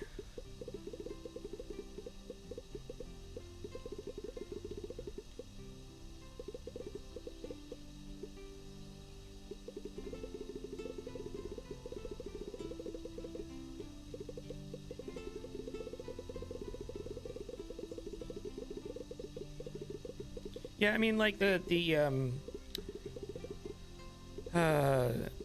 was it the inmate or prisoner arc, where a bunch of like the most dangerous convicts ever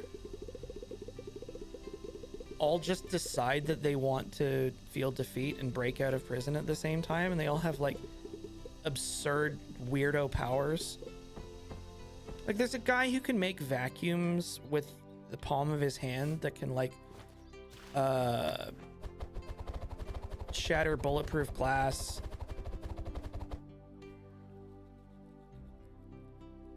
And he has like a technique where he like puts his hand over your mouth and it makes you like instantly suffocate.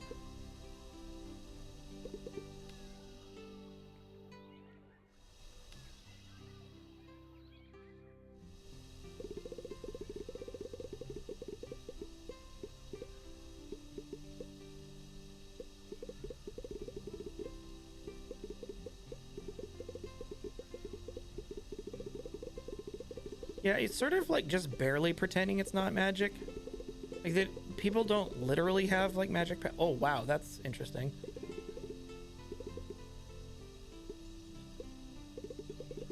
Actually, I think the craziest technique I ever saw in that whole thing was when Baki goes to that Supermax prison that Oliva hangs out at, who is its own kind of thing. There's a dude whose technique is he like slaps a guy on the side of the head that bursts his eardrum, and then he pulls out some of his own hair and twists it into this weird little like talon and like puts it in his ear, and the fibers of hair wrap around the guy's like inner ear bones and then like slice it into pieces, and then he permanently loses his sense of balance.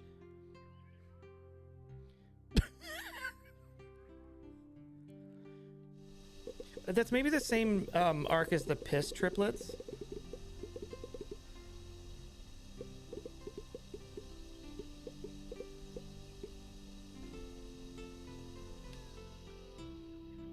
The piss triplets. I don't even know how to explain that one.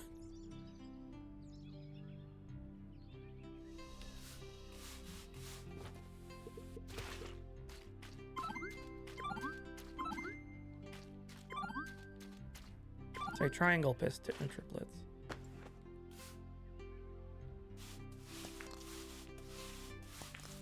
Yeah, it is very strange. There's also like a number of adaptations. Like there was a 90s OVA that went over the early parts of the manga. I maybe sort of buried the lead about how like Baki's dad is the most powerful creature on Earth. And, like every time there's a new U.S. president, they have to like personally swear a oath of non-aggression. It was pretty weird seeing Obama in that comic.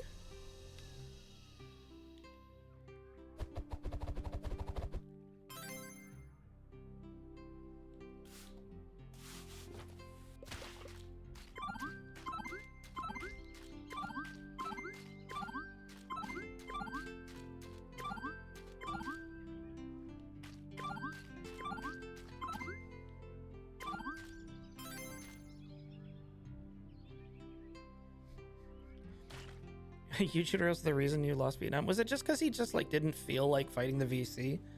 I forget that.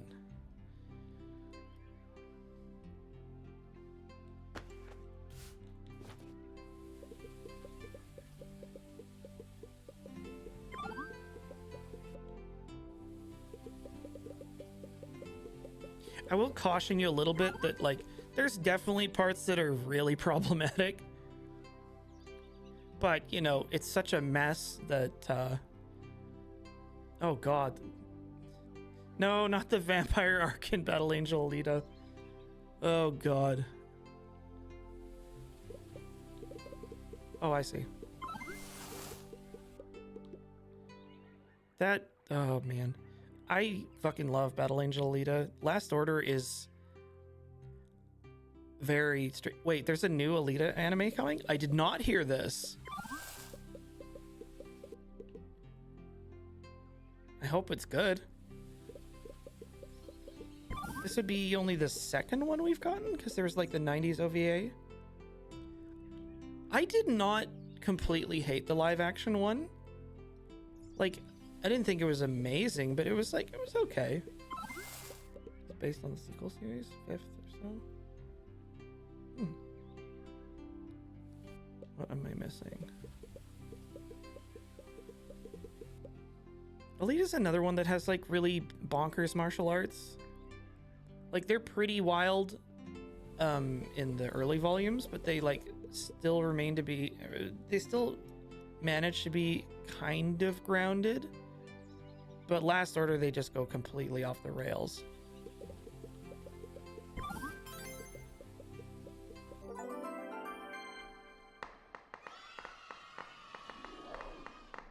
Also, okay, can anybody explain to me why tournament fighting things are such a staple in anime and manga? I may have actually answered my own question in my mind because it's like, it's a known format where it's just like, I just have to come up with these characters and sort of smush them together and then all the other characters commentate on it. It's kind of like a locked room episode. Who was the first to do that? It couldn't have been... Oh, good.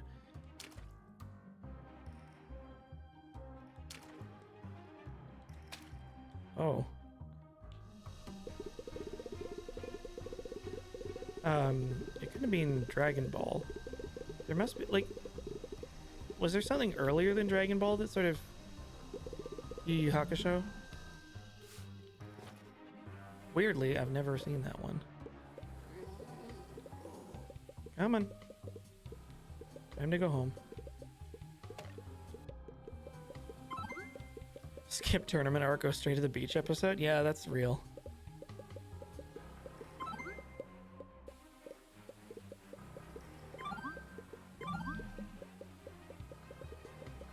Yeah, I suppose it is also like a sort of controlled way to introduce conflict and have some kind of arbitrary rules about it.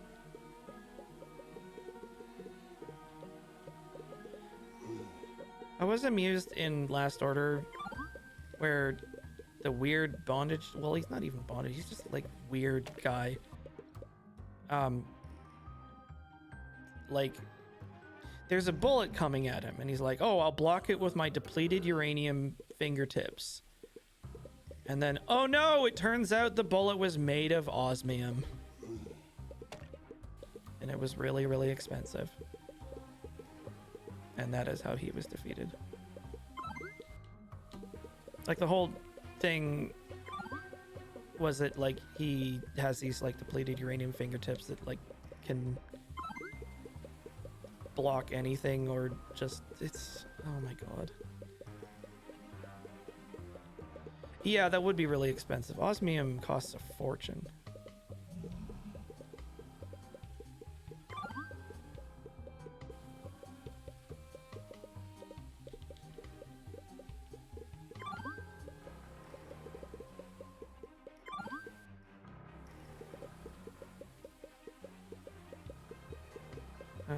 First one is Ring ni Kakero, 77. That sounds about right.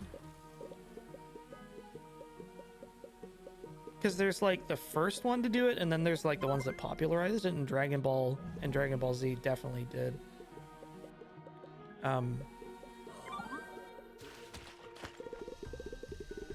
Wait, what?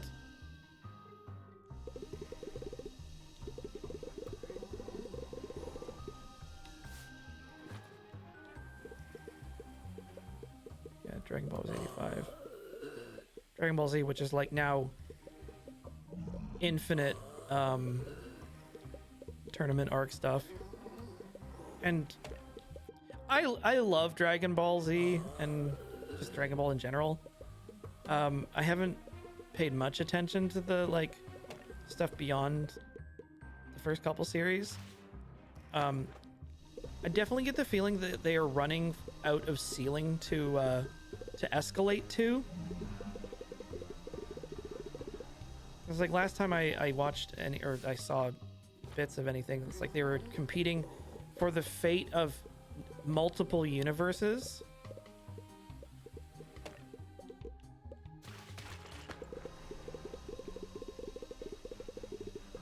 I suppose there is that problem of like sort of power creep where it's like you run out of places to escalate to.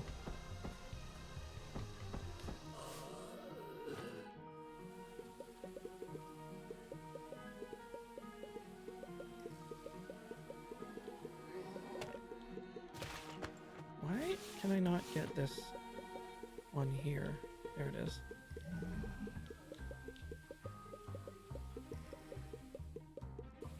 I mean, in some way, it can become a parody, like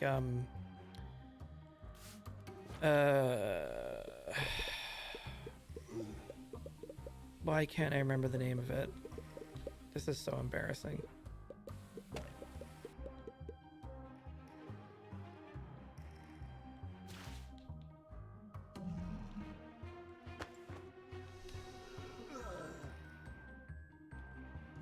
The Studio Madhouse one with the giant robots that they start like throwing universes around. The drill one, Gurren Lagann, that's the one, of course. Of course I didn't remember it because it's a gibberish word.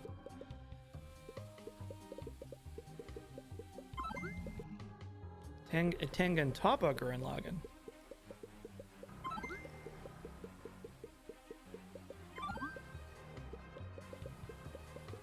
Remember early in that series where they ran out of budget for a couple of episodes and it looked like just absolute filth?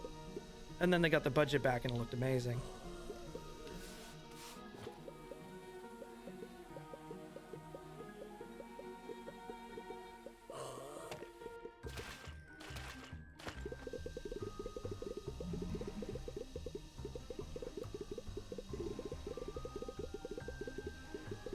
I have still not watched Kill la Kill because, well, I've heard it is a thing. I mean, I suppose I should probably watch it just for no other reason than to have the cultural context.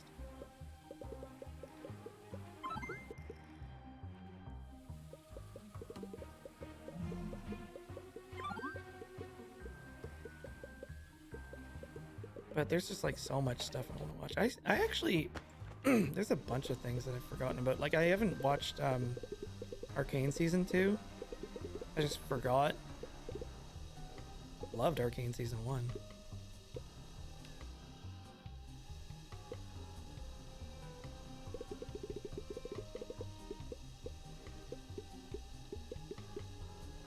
Yeah, I mean, I think for anime especially, I've become a lot less able or willing to like not just suspend my disbelief, but just like put up with anime bullshit. Like we were having a laugh when I was chatting with my friends about like the Saga of Tanya the Evil, which is pretty peak anime bullshit, where it's just like, okay, look, I'll go with you part of the way. It's like World War One or like pre-World War One. There's magic and wizards. Okay. And, you know, they fly and have, like, artillery magic and stuff like that. And the commander of the German army is a woman. Okay. Why the fuck is she, like, 12? and moreover, why is nobody pointing that out? Like, it's as if it's normal. It's just, it's really strange. The kind of stuff that, you sort of, I guess the viewer sort of justifies in watching it.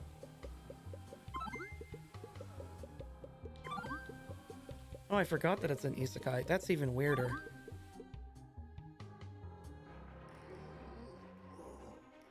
I mean, mean, I suppose everybody's journey about how they experience transness is valid.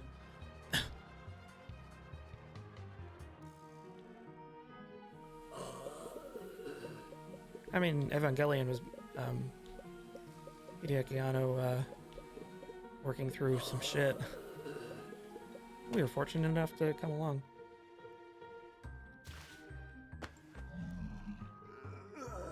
Yeah, I think I can't do the sort of like they're all in high school and like little kids anymore. I'm just like, I can't, man. It's like this was kind of cool when I was like that age or like a little older than that, and you know, now it's just like this is just kind of embarrassing for a lot of reasons, not the least of which it's just like I can see the otaku behind it and it's like that's uncomfortable. So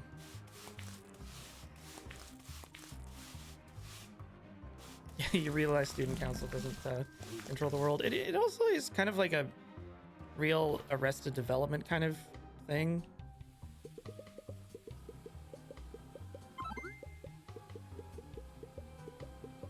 At least the main character is in a vending machine. I mean, like, that actually sounds awesome. Because it's, like, different.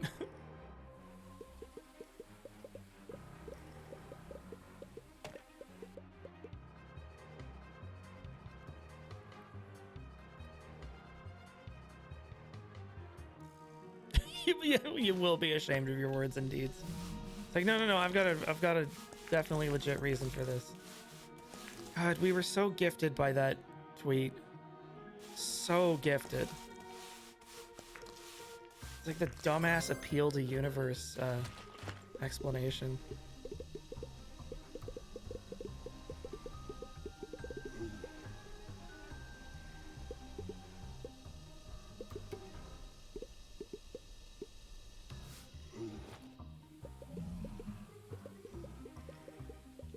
It's like, no, you see here, this is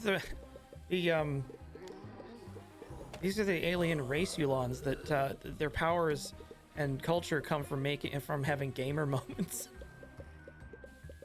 So like they have to.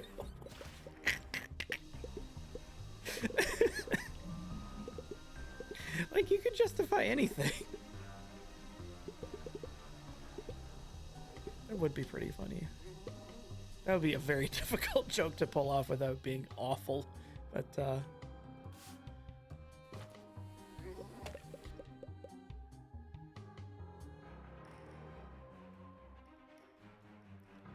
was that was it the Thermian? Is it paradox or theory?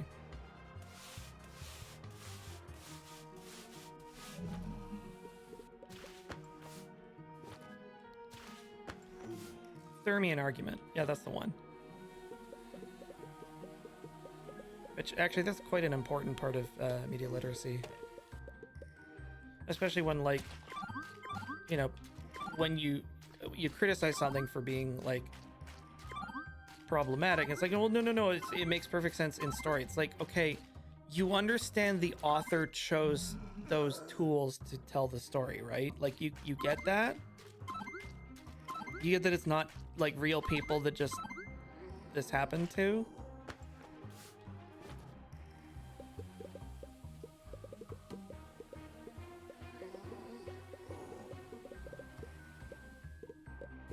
Sherlock with big naturals. I think I missed that part of the fandom.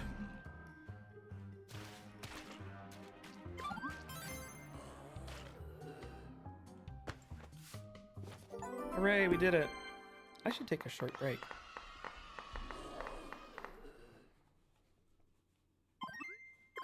Yeah, it's like it's really jarring when there's stuff that seems obvious from a like an observer point of view. And it's just like never part of the narrative. It's weird. Okay, I'll be right back. Don't go away.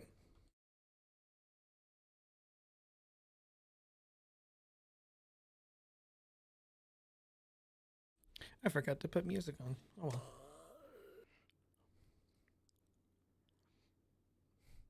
Ah, Warhammer. Oh, another tool.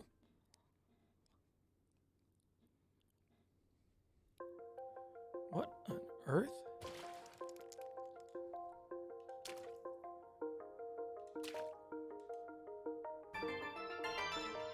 Air freshener?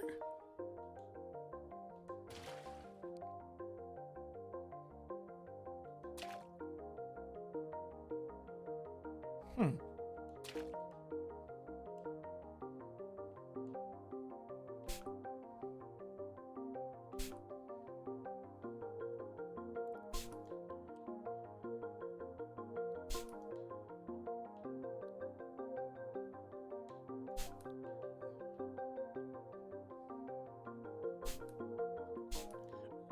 Oh, okay. Sorry. I was trying to figure out why this tool behaves so weird. It activates on trigger release.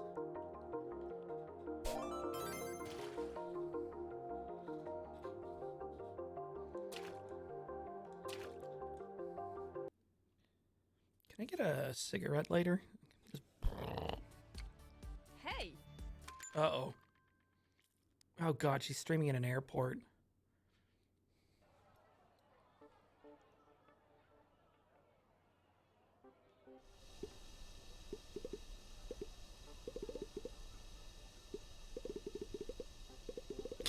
Vape cloud of strawberry cheesecake strong at the airport. God,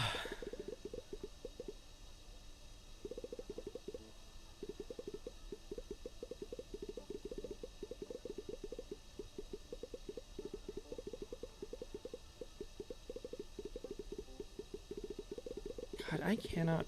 I can scarcely remember the last time I set foot on an airplane.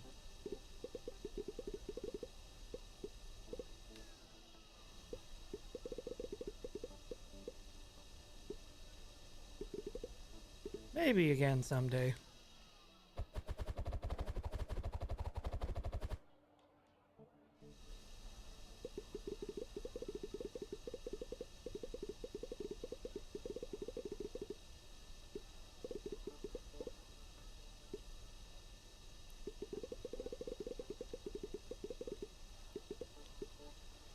I would much prefer to ride the train.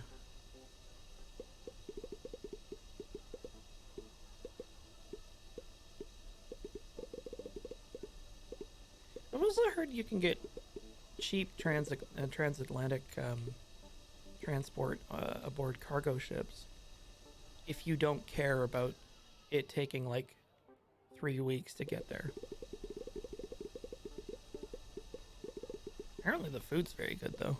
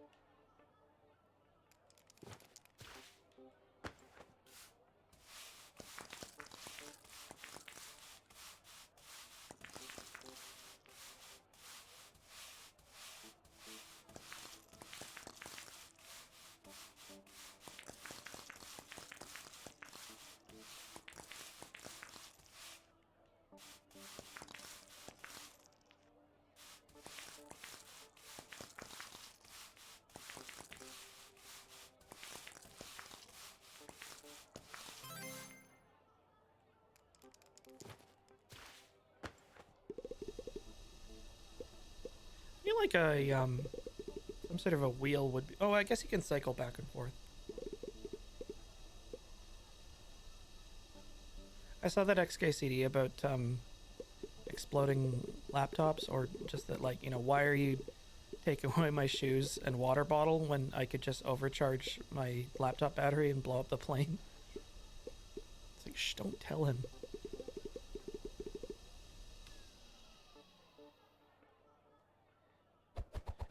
It is a little wild that all airport security is a form of theatrics. At least that's what I here. I don't even know how you would prove that.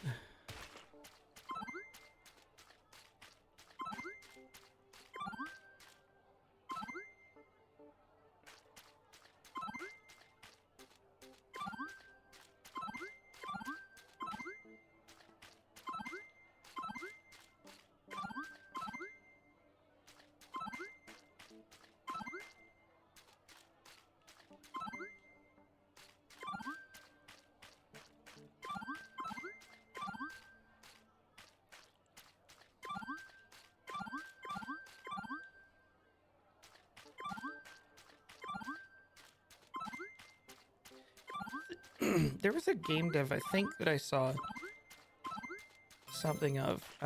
They're working on a game that it looks like you restore old gaming software. Like they were working on trying to make the tape removal look good, which I think is very cool. Okay, so now.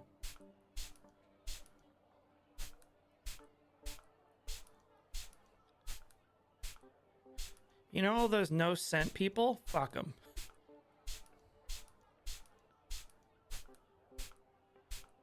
I actually can't stand scents, like artificial sort of perfumes. I think they all smell like just the worst. I wish they wouldn't do it.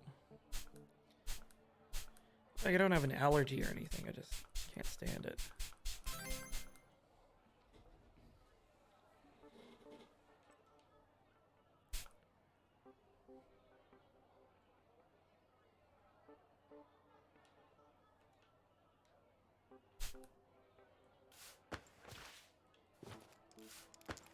I think I got, excuse me, everything. Wait, what am I missing? Ah.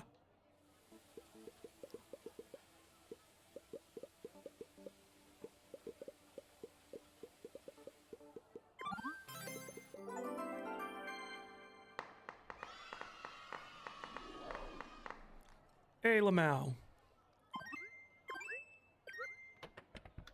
Rattle, rattle, rattle.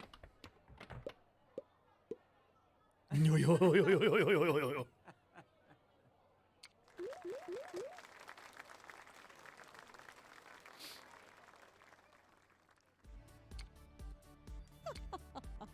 Hello, Girafina.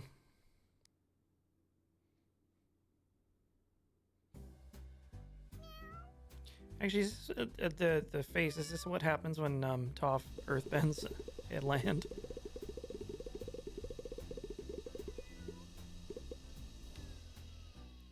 Wow, this place is big. I think, okay, so overall, I think I like the premise. It, I think it needs a bit more of something. There's some QOL things that it could definitely benefit from. I don't remember if this was in, like, early access or, like, if it's just released or something.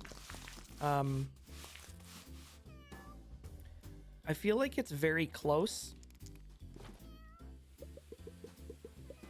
Maybe just like a little bit more time in the oven. It's cute.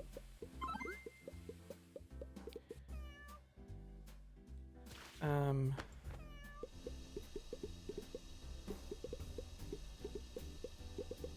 vacuuming mechanic is pretty good. I think that like sweeping and mopping might need a little bit more. I don't know how to explain it. Like feeling like you're interacting more, because as it is, you sort of like equip the tool and then just like wiggle yourself around. It doesn't really feel like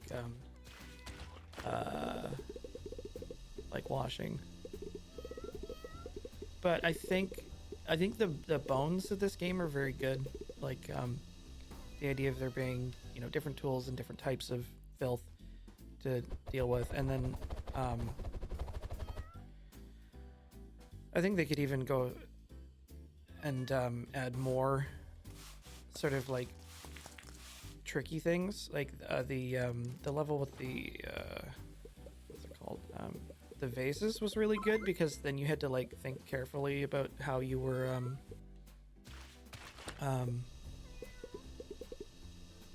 approaching cleaning.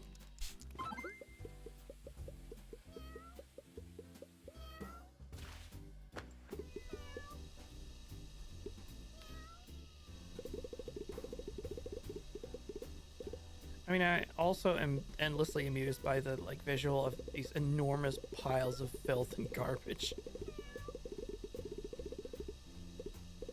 Like, I think that's the meat and potatoes of the game, and that's good.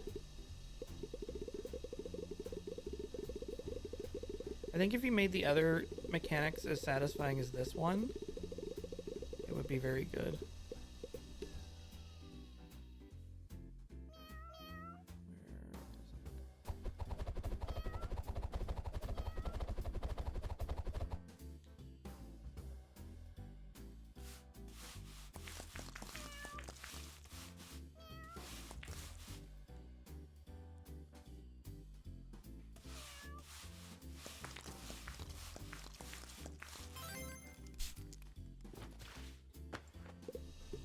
There's maybe also something that could be said for more reason to use different tools, or maybe them having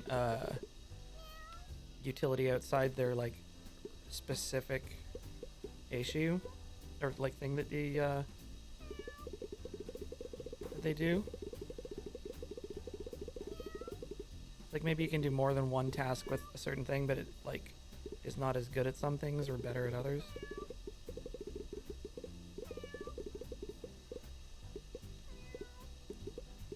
Because like there's not, except for that one level, which I thought was really good, and I think there should be more like that. There's not really any use. Oh shit! Oh, I made him mad. There's not really any reason to use the broom to move trash around. Whew. That was close. You also barely need the jump button.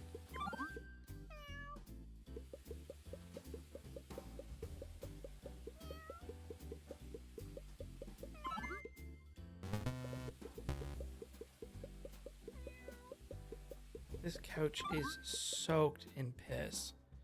What have you done?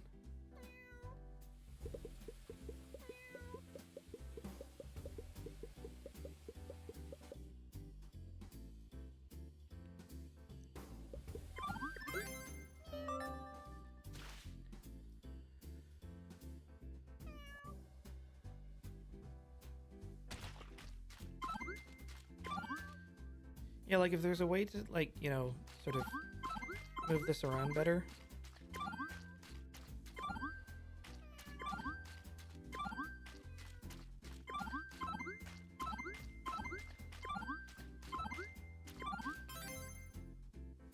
This might this might only show on the larger sizes, but I'm realizing that the mop tail kind of does follow a different path. Maybe just start it big or something. Okay, what are we missing? I'm gonna be real. I do not care for this tool at all. Like, there's something weird about it only working when you let the trigger go, and it's also just like, okay, this is just the thing that I have to spam all over the level at the end.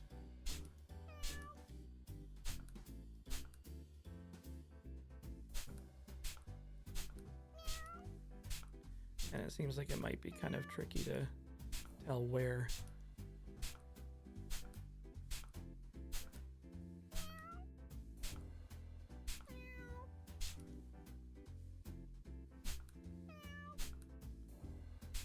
Yeah, like I can't quite tell where it's supposed to go.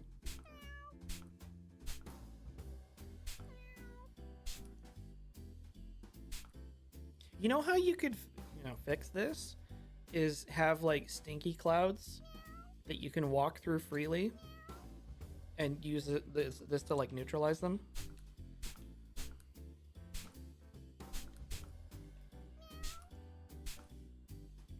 I think that would make it a little more interesting. particularly maybe if said clouds came out of other types of trash.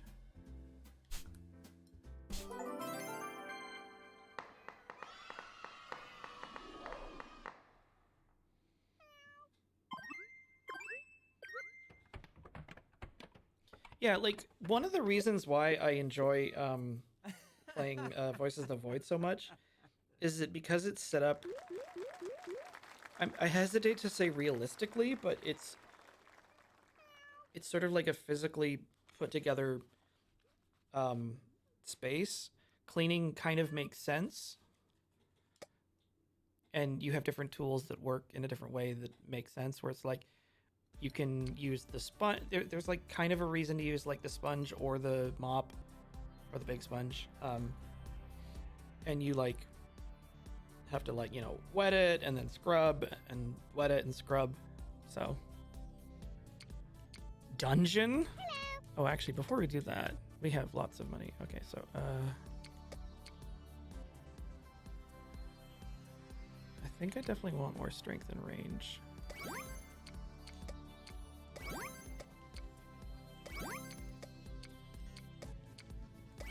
Yeah, also like you're definitely rewarded for like getting valuables.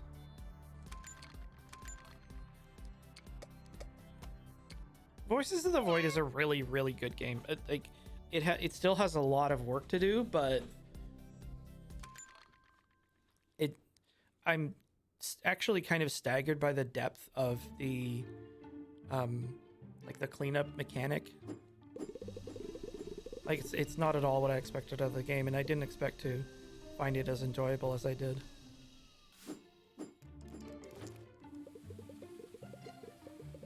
I feel like you could do more silly ideas like or silly areas like this.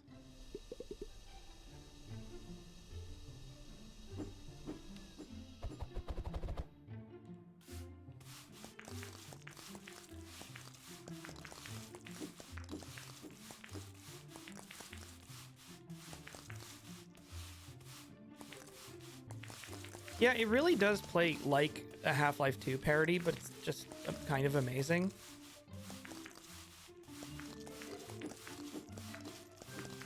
I kind of want to put it down for a while until like there's the next major update and then play it again. Although it is a little horrifying coming to Alpha Base from scratch.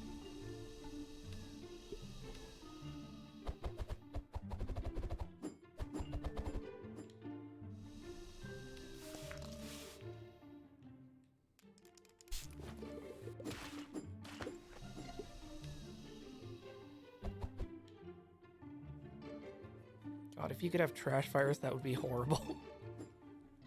What the?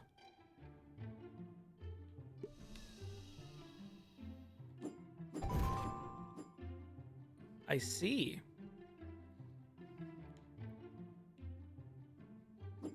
Yeah, I think more stuff like that. Like, and I guess overall, any way that you can interact with the game more is always going to be good. Well, not always, but often, I think. And giving your tools more, maybe not even more necessarily more versatility, but like more things you can do with them.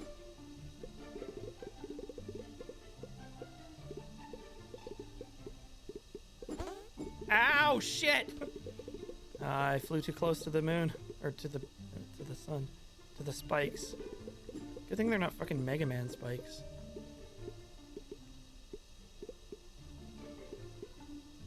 Yeah, I feel like maybe the rest of the game could take a lot of hints from this area.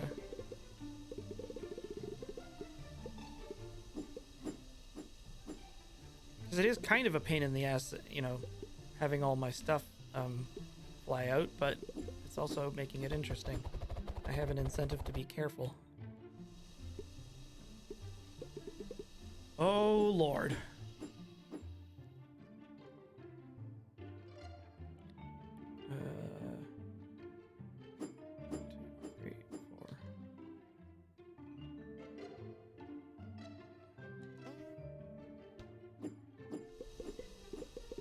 Who drinks Tim Hortons down here?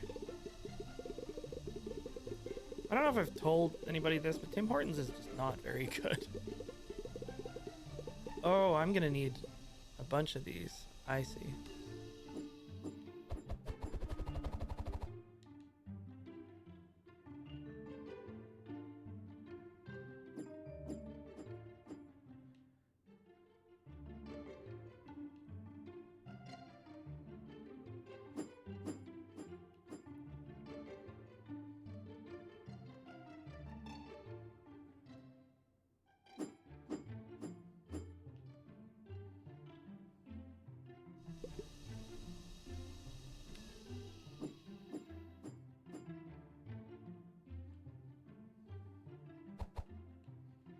One, two, three, four, and a spare. Popeye's actually pretty good.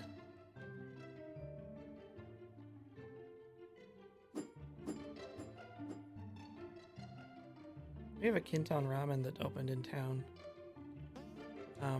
Which is fine. God damn it. I'm indescribably sad that our local ramen place closed down. It was so good.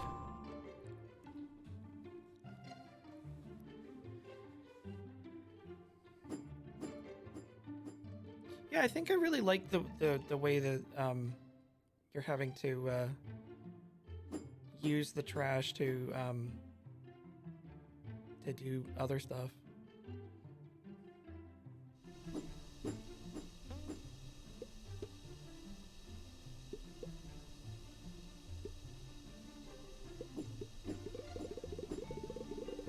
Ooh, treasure.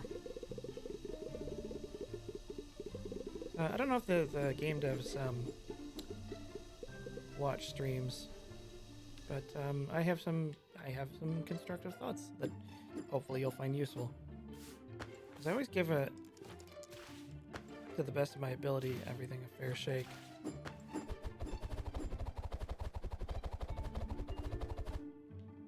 Look, if I can give games on watch and play some constructive criticism, I can do just about anything. Those are maybe the most heartbreaking ones, is the ones that are like just squandered potential. I don't think it happens too often, but...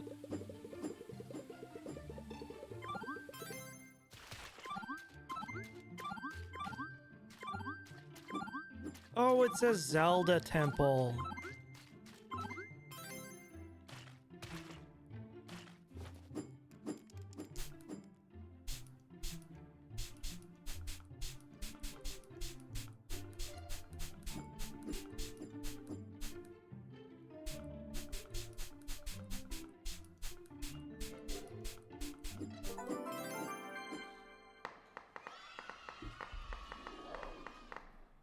Passion projects are bad.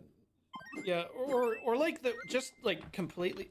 Actually, I really like the totally batshit games that are obviously some person's like borderline mental illness, but they're just amazing. Like whatever the hell it was that we played last time. Please bring a spacesuit. Yeah, like Tomato Way rules. Are we on the moon? AU, John Madden. Okay, yep.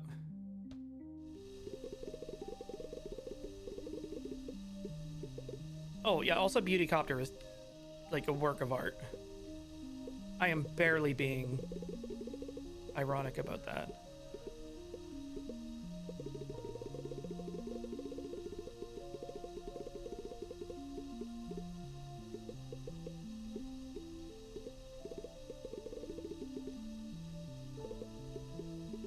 Juice WRLD. Yeah, Fragrance Point. Or whatever the hell it was called.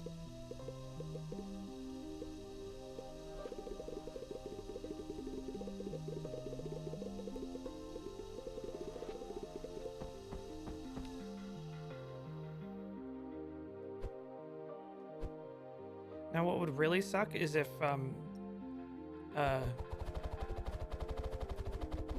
shooting stuff out pushed you backwards.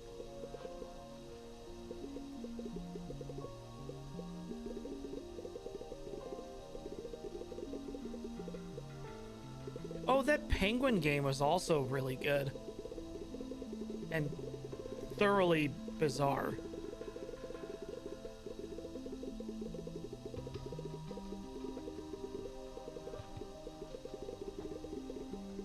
Yeah, the Bon Ice. Oh, man. Video games are so strange. I sometimes wonder if I've done a wise thing in devoting so much of my life to them, but then they do something that really, really charms me. I was talking to my friend who I don't believe has played Nier Automata yet, and how I felt that the like final ending where you fight the credits is actually so good that I think it's profound. I feel like we may have covered it on Talking Sim or something.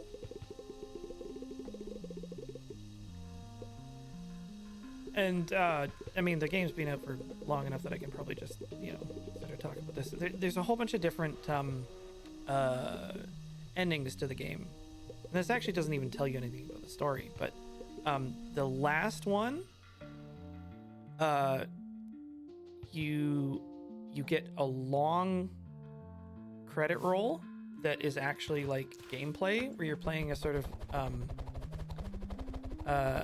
scrolling space shooter, and you're trying to defeat the credits that are like, you know, shooting at you, and it gets harder and harder.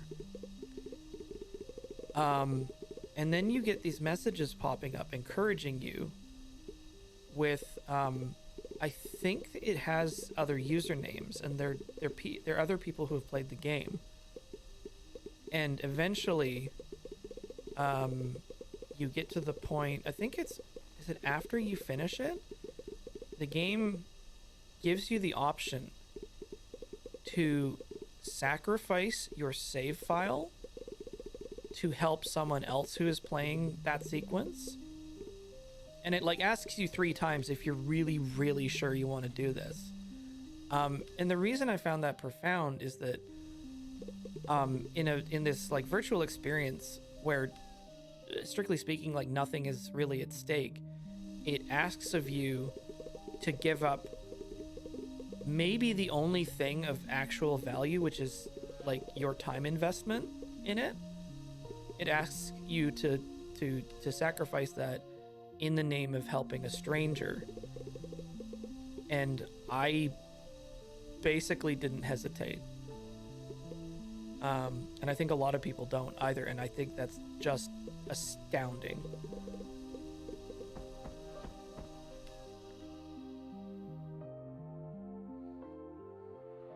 Like, I hope we're talking about that in decades time, because like that's the kind of sort of player experience and like interaction that is sort of unique to video games.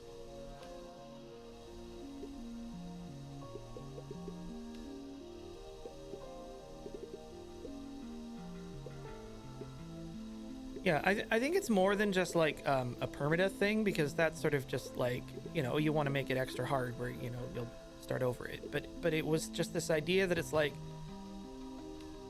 you have an option to help slightly someone you don't know and have never met and probably never will meet because it's impossible, but like you want to give that up to do that. It's like, yeah, actually I do. It's almost like the ultimate shopping cart test. So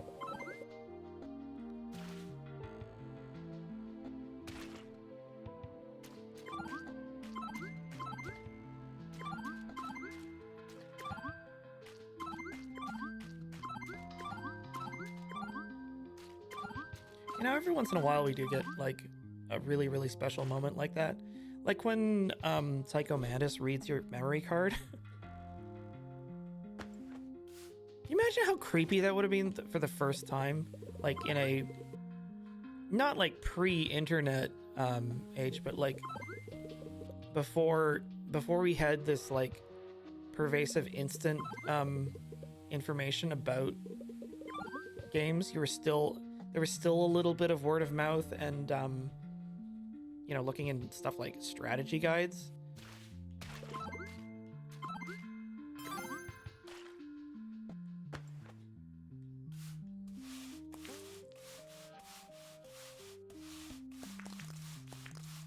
I mean, it is wild to think about how communication has shaped how we experience video games, for you know, for everything that implies, like for good or ill. Where, you know, it's like now you have people who will some of them won't touch video games that haven't been reviewed by YouTubers or what have you, which is but I don't know. There's good things about it. There's bad things about it.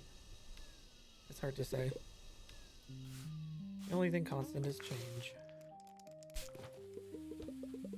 I do remember official strategy guides, which is a weird anachronism to think about.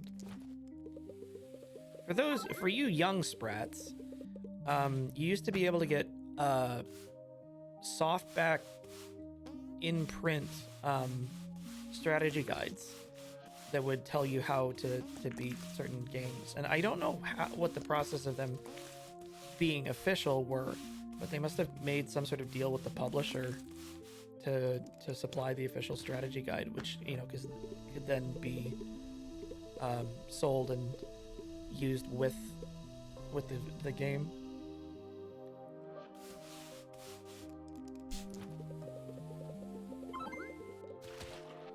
But yeah, this was sort of like not a competitor, but like an outgrowth of like was it GameFAQs? Which was like user submitted text documents explaining strategy, and there was a whole culture around that, particularly like in the formatting of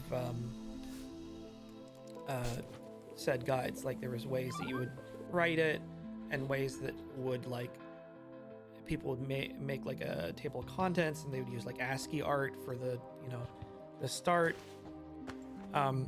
It was actually kind of charming seeing that referenced in Homestuck. Like Rose Lalonde, I think she writes stuff for GameFAQs. But it is just like one of those practices that's kind of just, you know, disappeared because it's like, I suppose, arguably obsolete at this point.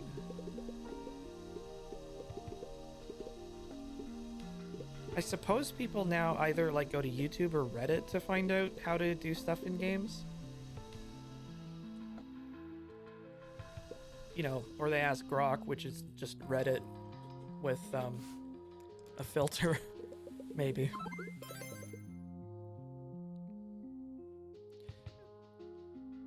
I wonder if there are... Do I have to make the moon smell nice?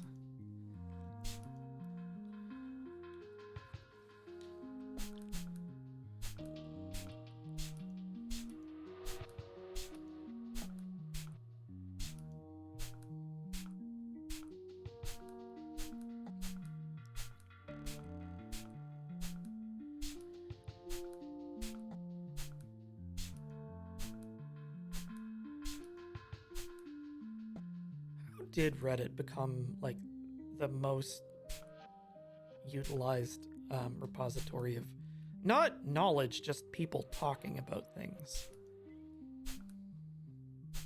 Because I think we can agree that it's the biggest, maybe not the best.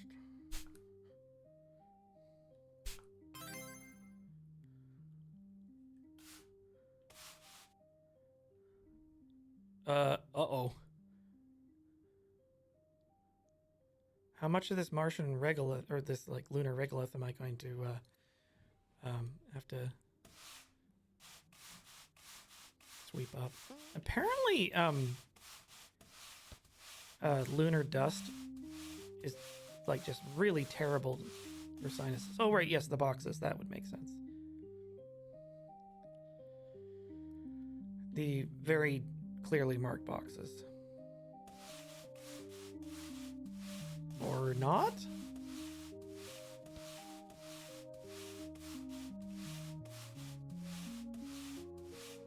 Ah!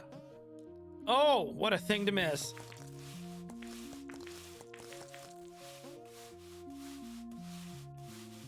Pack some Benadryl from Mars.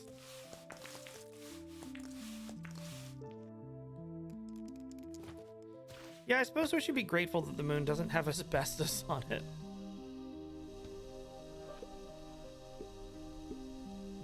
There was a whoops that's deadly post I saw recently on Reddit where somebody had like a chunk of asbestos on their coffee table as like a mineral sample.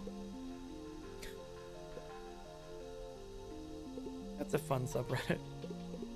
I don't know if that was the one that had the all-time infamous one where there was a guy who had this object he couldn't identify, and it was this like glass globe filled with murky fluid, and he said that it was like his grandfather's had brought it back from Okinawa.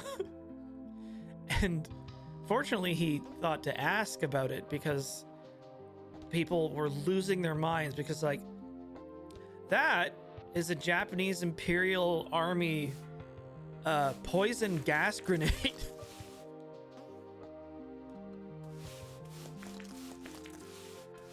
And if you break it, you will die.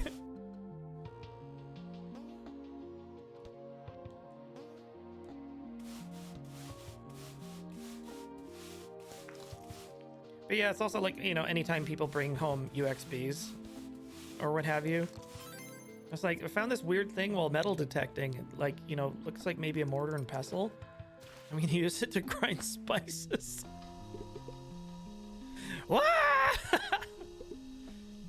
It's like, yeah, where did you find this? Oh, around the Somme. Hey, there's like weird yellow fog coming out of it.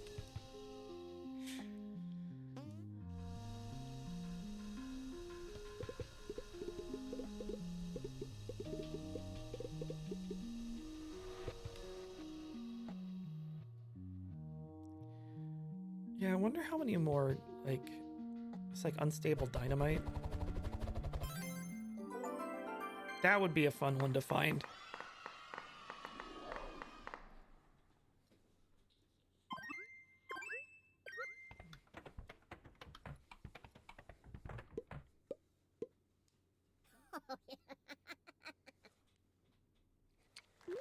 Tee hee hee.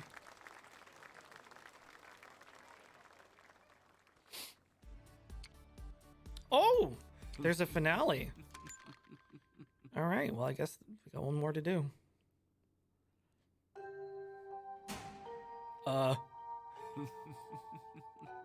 Cleaner. Why are y'all being so ominous? Spruce up so many spaces. Yeah, okay. What's that? Final request. Will you help us? Oh, is this gonna be like Katamari?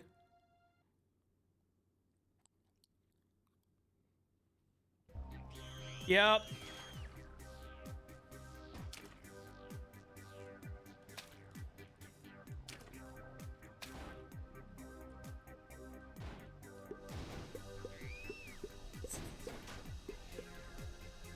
Na na na na na na na na na na na na na na.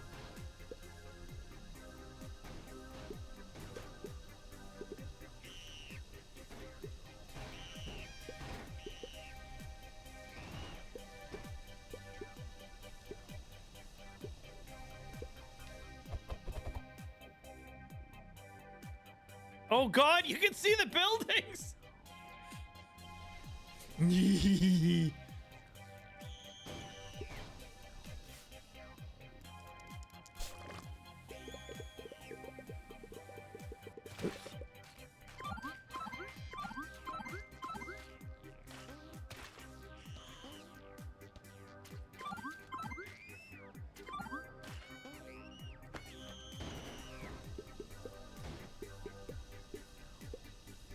that pizza?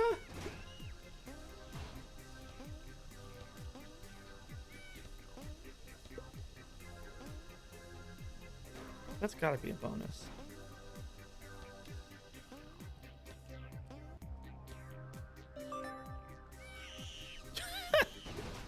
Ah, the old radioactive green goop. I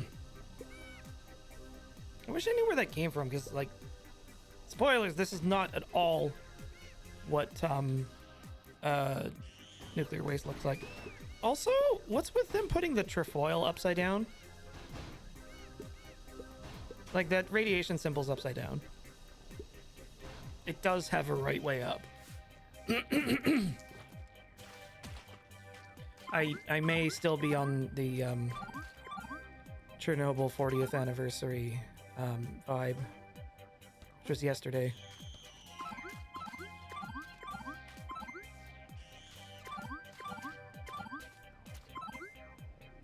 Well, like, radium glows green?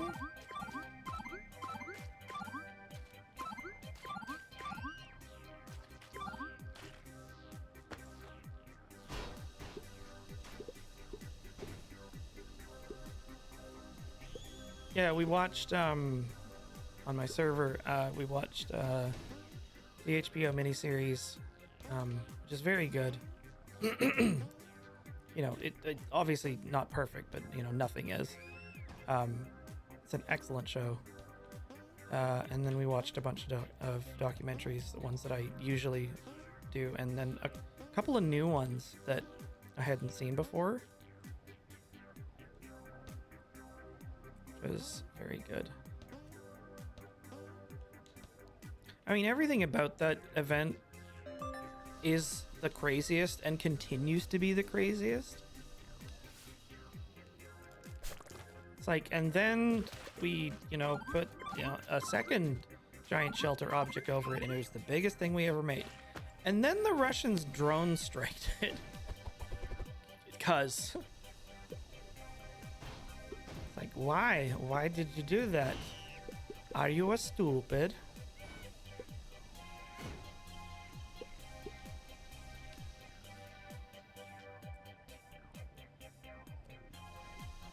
Your mom was probably right to be stressed out about it. It was pretty hairy.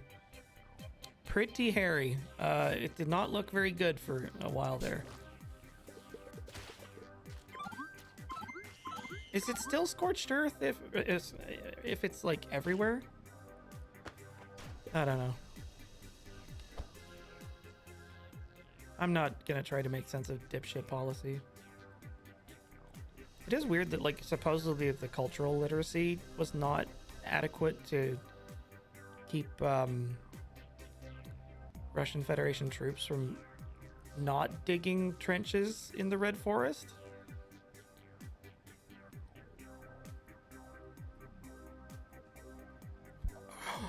That's a thing they did.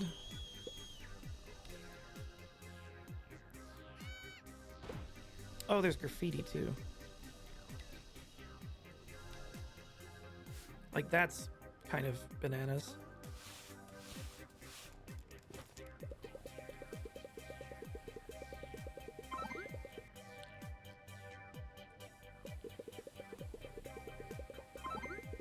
Well, I'm mainly pissed about it because it's like, you know, between that and the war, not to get too into the weeds about it, but it's put off the cleanup by quite a lot. And I was really, as a person who's very interested in that, I was really looking forward to seeing the final decommissioning start to take place in earnest.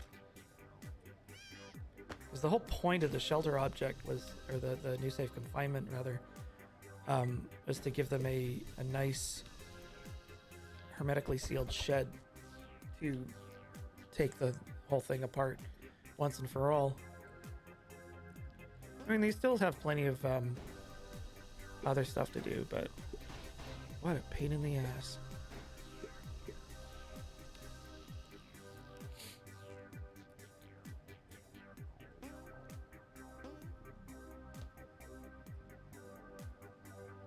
Look at this smug ass building. I think she just flooded her basement.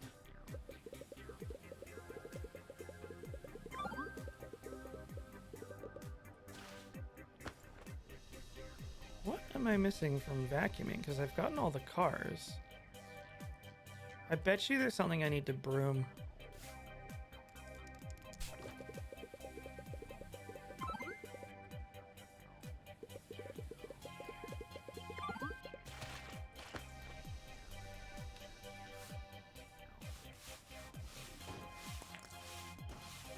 Ah!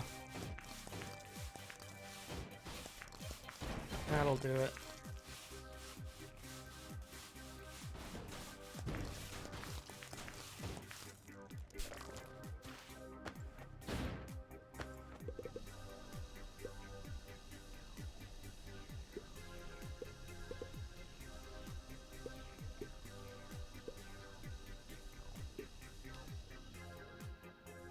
I kind of wish I had thought to upgrade it, everything else.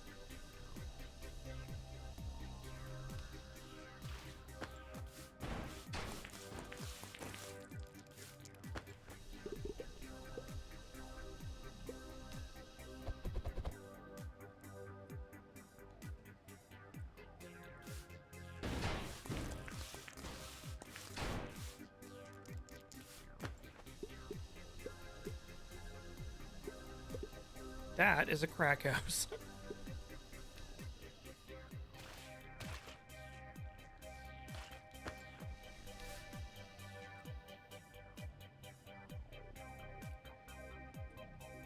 What the?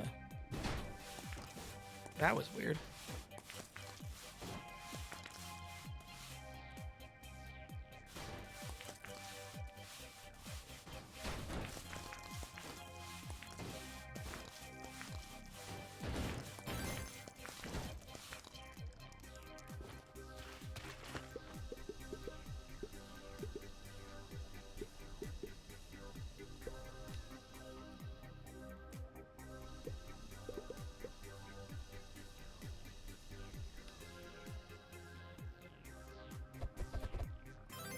Hooray! Okay, so that leaves some graffiti.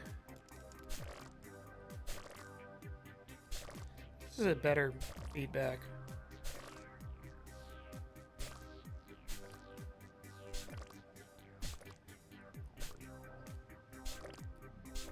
There it is.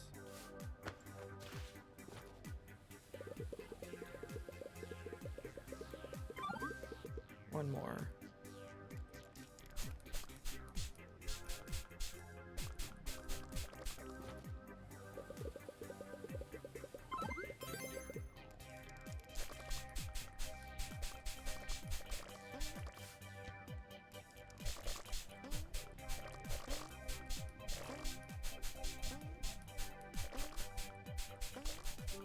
Ta-da! I did it.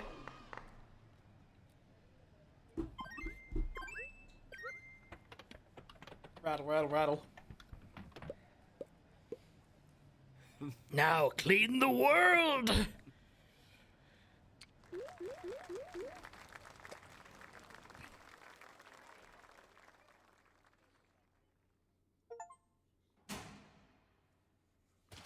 Yay. We brought back many things. New Game Plus. Oh, that's kind of cool.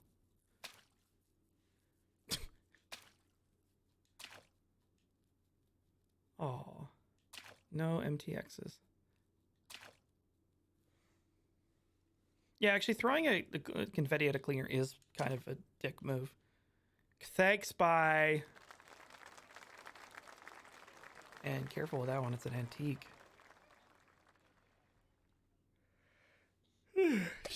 Bang Bob. All right, well that was cleaning up. Looks like they've got Dumb Site and Blue Sky and Discord. So yeah, I think this is very close to being very good. So that's my 2 cents. That was Very charming. So, thanks everybody for watching. See you next time. And once again, follow us at patreon.com/lettingrudy run. Consider checking me out on Blue Sky. All my links are there, or my Patreon for my comics and so forth. And I will see y'all next time.